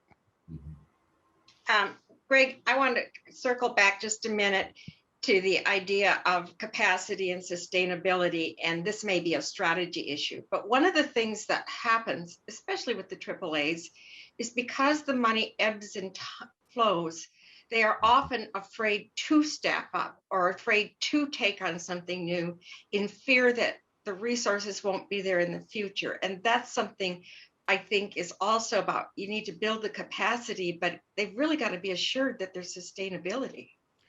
Yeah. I totally agree, and that's a very difficult nut to crack. And unfortunately, I think that also gets into some state issues and how states organize and what kind of latitude they give to their AAAs. But totally agree. And just by example, you know, with my AAA, we've written tons of grants together, and you know, and work very closely together. But we have literally gotten grants, and when the AAA director says, "Okay, Alan, I'm going to contract this money to you because you can create the position and hire the person for 2 years. They're going to be a Baylor Scott and White employee. We're going to embed them in the AAA because this is the way we could get this project done." It's worked incredibly well for us, but that's an added, and that goes directly to the issue I think that you're speaking of, Rhonda, if I understand you. I would agree, and having, you know, come from the local service community many years ago, I think that part and parcel of developing and releasing a national caregiving strategy, like we're working to do, that truly is national in scope, which means it has implications at the state level, the community level, and on down. we're going to have to also be able to support those sectors, if you will, for how they, look for ways to support them to actually be the meaningfully engaged partners with this that we want and need. And so that's going to have to be something that that is part of the strategy too, is how do we implement and how do we create a plan for sustaining long-term implementation of this. Yeah, and I've been thinking too, as we've been talking today, that the strategy, the national strategy, is really where we can put in that language around infrastructure and set it up with the template that we're working on creating for how we roll that work out. That feels like that can be the place where we build that case for what the infrastructure could look like and then how it could be sustained. And this discussion now, I'm talking to Carol and Pam and Wendy. Maybe in one of the stakeholder listening sessions that you're planning, maybe one of the sessions is really digs into what does this very issue that we're talking about, what would it take for a AAA or a local service provider or some combination to really be able to have the capacity to address, to actually take on elements of the strategy and make them sustainable and lasting. So. Great. Well, Alan, I'd love to turn it over to you for the next part of our conversation. Okay. Great. You'll have to, I don't have my notes with me, so somebody have to remind me what my question is. I'll pose the question then, and then you can facilitate. How's that? Okay, thank you. So the final question that we wanted to just pose is that who do you hope actually gets to see and use this report? So who do you think beyond, I know that this is being delivered to Congress, but beyond that, who do we need to be reaching out to show that this report is here, that this work is here, and that this is going to inform that national strategy? Yeah. So how do we leverage this work?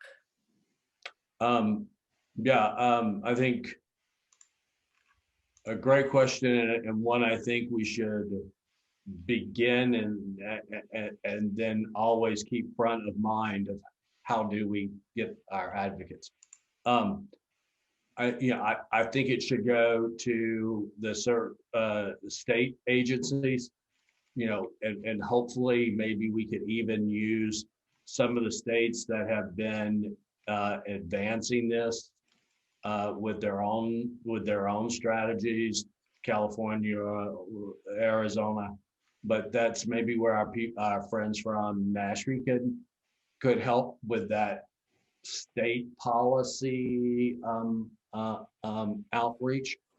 And as I mentioned, I think there are a number of other groups working in the area a little bit more, and I'm going to speak to my area of Alzheimer's disease and dementia, who are waiting for this report, know it's coming. So some of those other groups who are concerned about the issue, sometimes it's a bit broader, and I'm like the group with the Milken Institute group. I think we should make a strong outreach to them, and of course NAPA.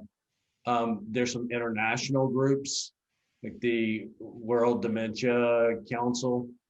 I think we should, make outreach to them because I think we can get valuable feedback from them. And so I think those are kind of our first level of people to engage. And then I don't know exactly how this works with Greg, with how ACL needs to work on this issue, but many of us are probably with organizations or maybe just have personal local connections with congressmen and senators to do some direct engagement with, of bringing their attention to the issue. You know, in my limited amount of work on the Hill, a lot of the legislators have people who are designated into like their health or health policy staff people, that if we could begin to at least get audiences with those folks, I found that to be reasonable in the past. And I think I see James popping on now. I know James has talked before of how can we get this in the hands of our senators or our congressmen. Yeah. So I think that's important. I'll stop. No, I agree. And James, I'll get to you in a second, followed by Carol. You know, the RAISE Act stipulates which committees in Congress are to receive the report. I think we at ACL would see that as the starting point. When the report is ready to be disseminated once, and I'll get to that, you know, in a minute, you know, sort of what the process might look like. ACL will work with the HHS Office of the Assistant Secretary for Legislation, and we'll work through our legislative channels to disseminate the report to Congress.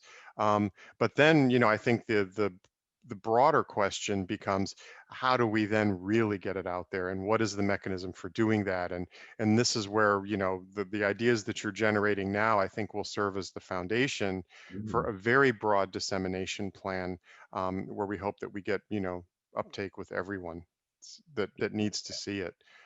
James. And potentially somewhat focused. So like, yes.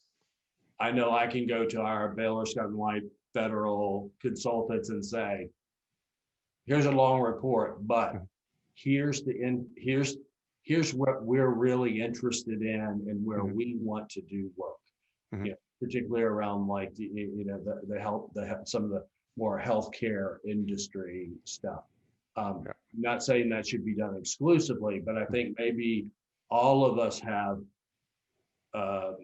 organizations who will be more attracted to or have more interest in specific components or specific goals.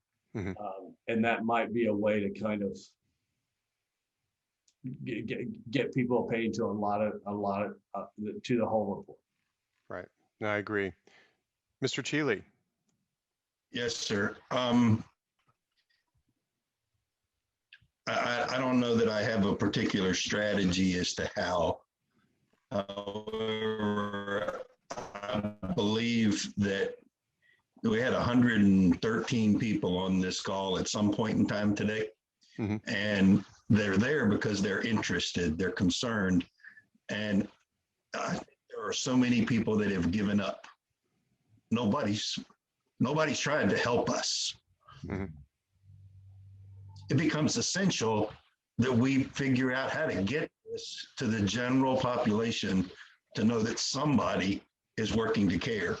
And I believe there's not very many senators or congressmen that surely couldn't use a little bit of help at home to convince their constituents that they're working to show them that they care too.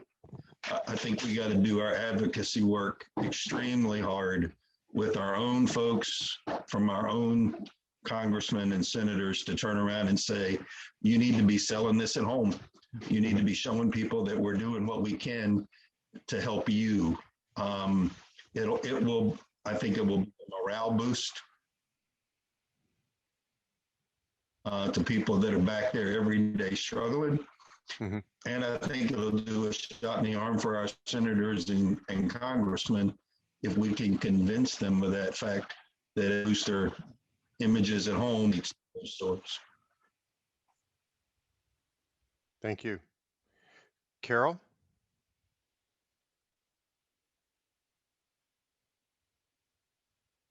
Oh, Carol, you're muted. We can't hear you. I'm talking so eloquently. Okay.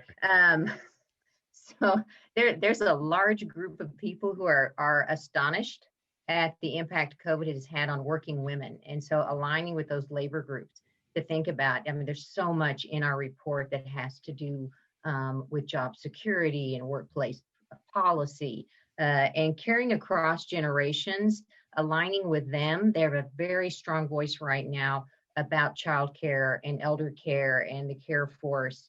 And they are duplicating the success the AIDS groups had with getting policy changes at state levels that help build up and support federal level changes. So I think they have a really strong model and are worth looking at. The digital world we live in post-COVID or here at the, I hope it's the end of COVID, it has changed the game in terms of getting information out. We are seeing so much more uptick in a digital world and digital communications and the strategies to get information out. We should not overlook that at all because that did not exist 12 months ago.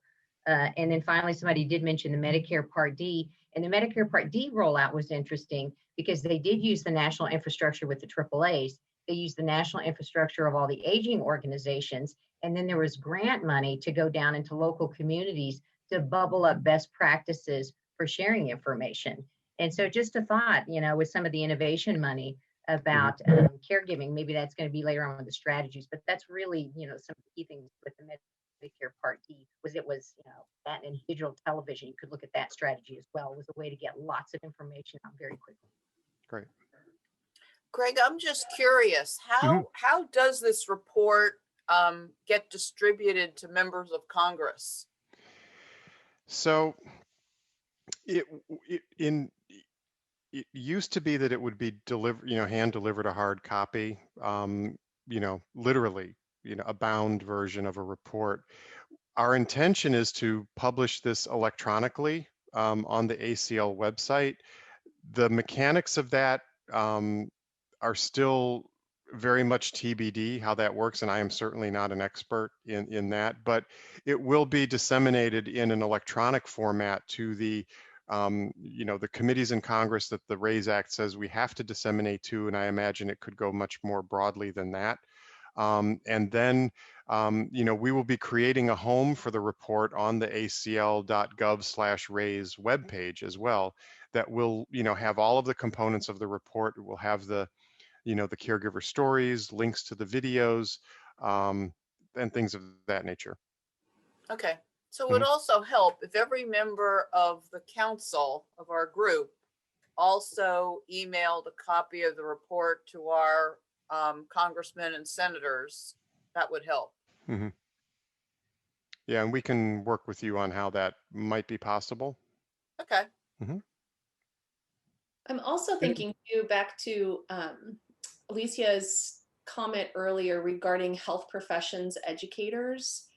I think we absolutely need to have a strategy for reaching out to the AAMC, to AACN, to all of the pharmacy therapists. I mean, everyone who has any health profession education association, and share this with them, because we can do all we want in terms of advocating and informing Congress and perhaps even leveraging the funds that we need to do it. But if we don't have a shift in how health providers engage with family caregivers as partners, then we're not gonna move the needle where it needs to go. So I think that's another important stakeholder we need to engage. Yeah, I think it'll be you know, it will be both a broad dissemination, but I think with perhaps very targeted messaging to specific audiences. You know, for example, the groups that you point out, they, you know, they may hear that this report comes out, but unless they're specifically reached out to and say this connects to you in these ways, pay attention to it. Yeah. Casey, this is Wendy. If you could give us kind of that between you and Alicia, if you could give us those list of organizations you just rattled off, I couldn't write as fast. If you can, you know, think of those kinds of groups that you want us to reach out to, another way to engage them is through those listening sessions. So we can ask them directly on, you know, give us very concrete strategies of how we engage and put that into what are the best ways for incorporating that in your curriculum. And it's also a great way to get buy-in too. Mhm. And great ideas. Yeah, because I'm even thinking about, in my home health practice, physical therapy and occupational therapy, they had the most influence in family caregivers practices in those in their home settings. So I think if we can really have that comprehensive approach of health professions education, that it would be great. I'd be happy to work with you on that, Wendy. Great, thanks. And Could Joan Weiss from HRSA put in the chat box that the Health Resources and Services Administration, which is part of HHS, can help disseminate to the health professions. And so I would imagine that other HHS operating divisions and some of our other federal partners who have been working with us, the VA, and whomever, would also be potential disseminators of this report to their respective audiences. Might I suggest that maybe we come up with a list of categories or of groups so that we know it's like Congress and everything government related, healthcare, and then break that down into the healthcare professional organizations. So that way we would kind of know all the industry groups we were targeting and prioritize them. Of course, some of the government issues are going to be top, but I just have a feeling we're going to all keep having these ideas of, hey, yeah, what about them? What about them? But if we had this kind of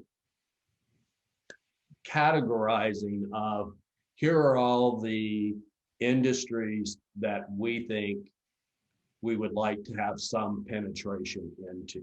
Yeah. So for example, one, and I'm sorry, I cannot remember the name, but they're doing a lot of federal, national advertising now about the human resources group. Oh, SHRM. Huh? SHRM, Society SHRM. for Human Resource Management. Yes, Mhm. yes. I mean, we start with maybe it's it's a wish list, but those kinds of national organizations that if they have a policy group or somebody that we can get something to and say, here's read page 6 through 7, whatever it is, to direct it specifically to them. And tied to this comment is, and again, I think and the groups who are dedicated to caregiving, and clearly that's their affinity group or caregivers high on the list. With that said, in some of the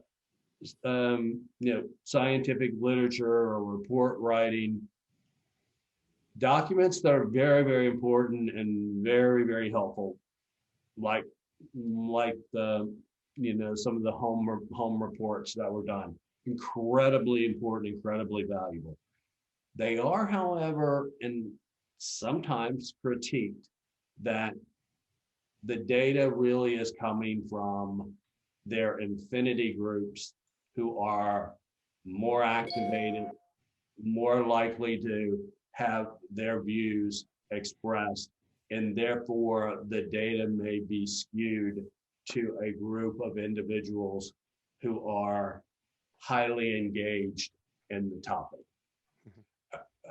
I'm not saying that's fair, but you hear that you hear that comment in academic organizations, and I would, just with that in mind, that's why I was thinking, let's be able to counteract that and say, yeah, they're our core, but here are the other people we're casting the broader net to, so we get the full perspective of caregivers who may not even call themselves caregivers. Right. That's kind of what we're going at. Just a thought. Yep. No, thank you. That's a very valid point. Um, I don't know, Casey, do you want Yeah, to I was bring us just going home to here? say that I'm mindful of our agenda and our time. And so I'm wondering if we can think about going ahead and reflecting on all of the conversation we've had today and the review of the report. Really appreciating Allison's opening comments this morning. Well, afternoon. It was morning for me. But I just think that given this conversation that we've had, we've generated some wonderful ideas and some additional things that we need to consider for putting into the national strategy. But I'm wondering if we're ready to consider voting to submit this to ACL for formal clearance for the report to Congress. We can do that. We have a poll question, a voting poll for the non-federal members of the council. So Cheryl or Chantal, could we please pull up the poll? And this is for the non-federal members of the council. If you could please read the question and vote.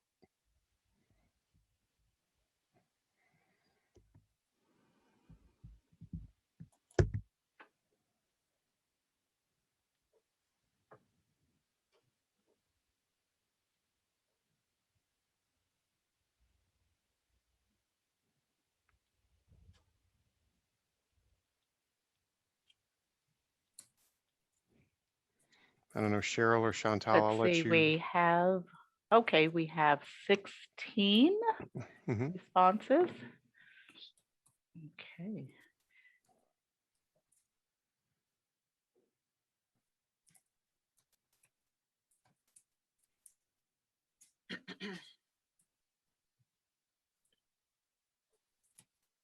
And so that should be, Okay. okay. Okay, so we have 18 responses. Okay. So it's 100% agreement that we will move this draft report into clearance. So thank you. This is a milestone for this group. You've been in existence a little less than about a year and a half now, and look at where we are. And you heard Allison's reflections and comments on the report, and I think we have a very solid product. So thank you all very much. I want to wrap up our meeting today with just to give you all the members of the council and the folks who are, from the public who are tuned into this, kind of a sense for where things move from here.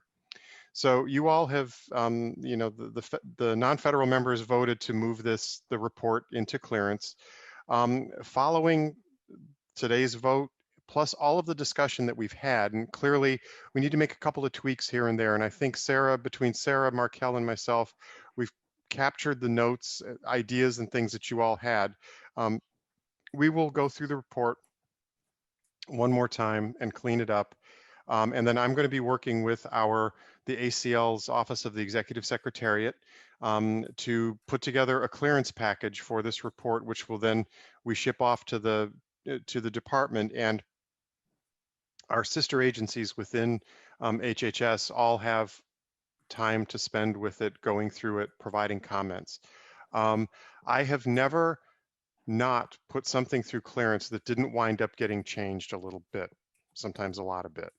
And so what will happen is all of the operating divisions within HHS will weigh in with their review, their comments. They all come back to ACL. We consider each and every one of those comments. We make adjustments, changes, edits based on the feedback that we receive.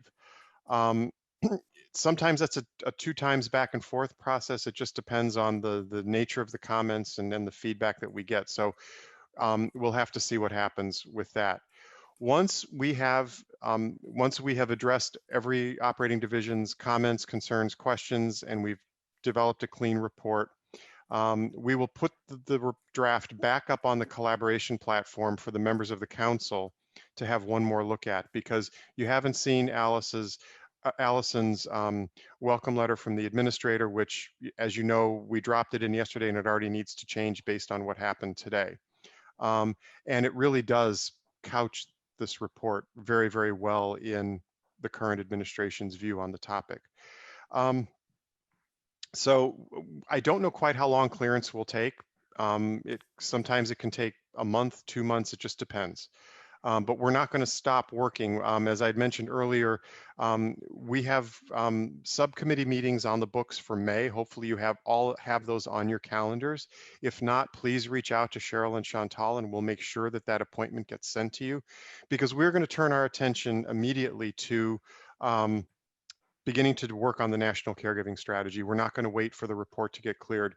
We're going to begin developing that strategy and making really rapid progress on that, hopefully. And NASHP and the NASHP team and the ACL team will work very closely and support the members of the council as you develop the national caregiving strategy.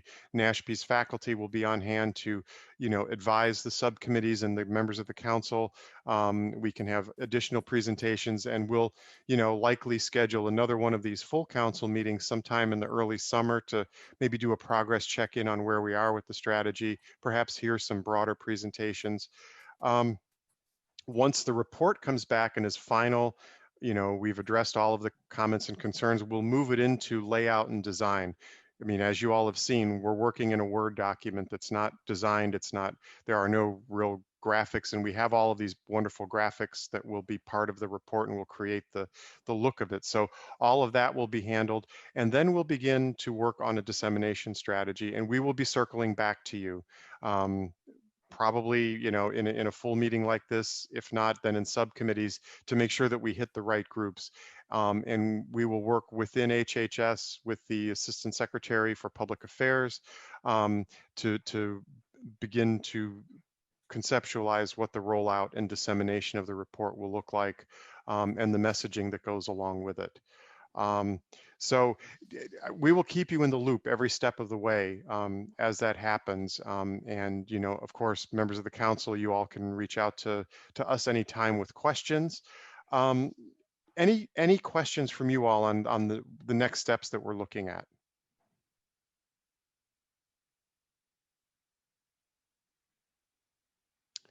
Okay, seeing no hands raised. I don't know, Wendy or Sarah, did I miss anything in my wrap up? Any other final closing comments that you all have? Nothing from me. Thank you. I think you got it. Okay. Nothing from me, just a big congratulations, everyone. Yay. Okay. And hopefully to the members of the public who've been listening to this discussion, hopefully you're getting excited about this report that's coming out. I believe it's a solid piece of work. I believe it's heartfelt. And I really believe as someone who spent years caring for my own parents, it speaks to what we go through as family caregivers, and offers, I think, some real ideas for real solutions. So with that, I think we can adjourn for now. And thank you all so much. Have a great rest of the week, and we will be in touch. Thank you. Congratulations. Congratulations. Thank you. Thanks, Greg. Congratulations. Thanks to the whole team. You're a wonderful group of people to work with. Indeed, indeed. Thank you. Bye-bye. Thanks. Bye now. Great. Bye. Thanks, everybody.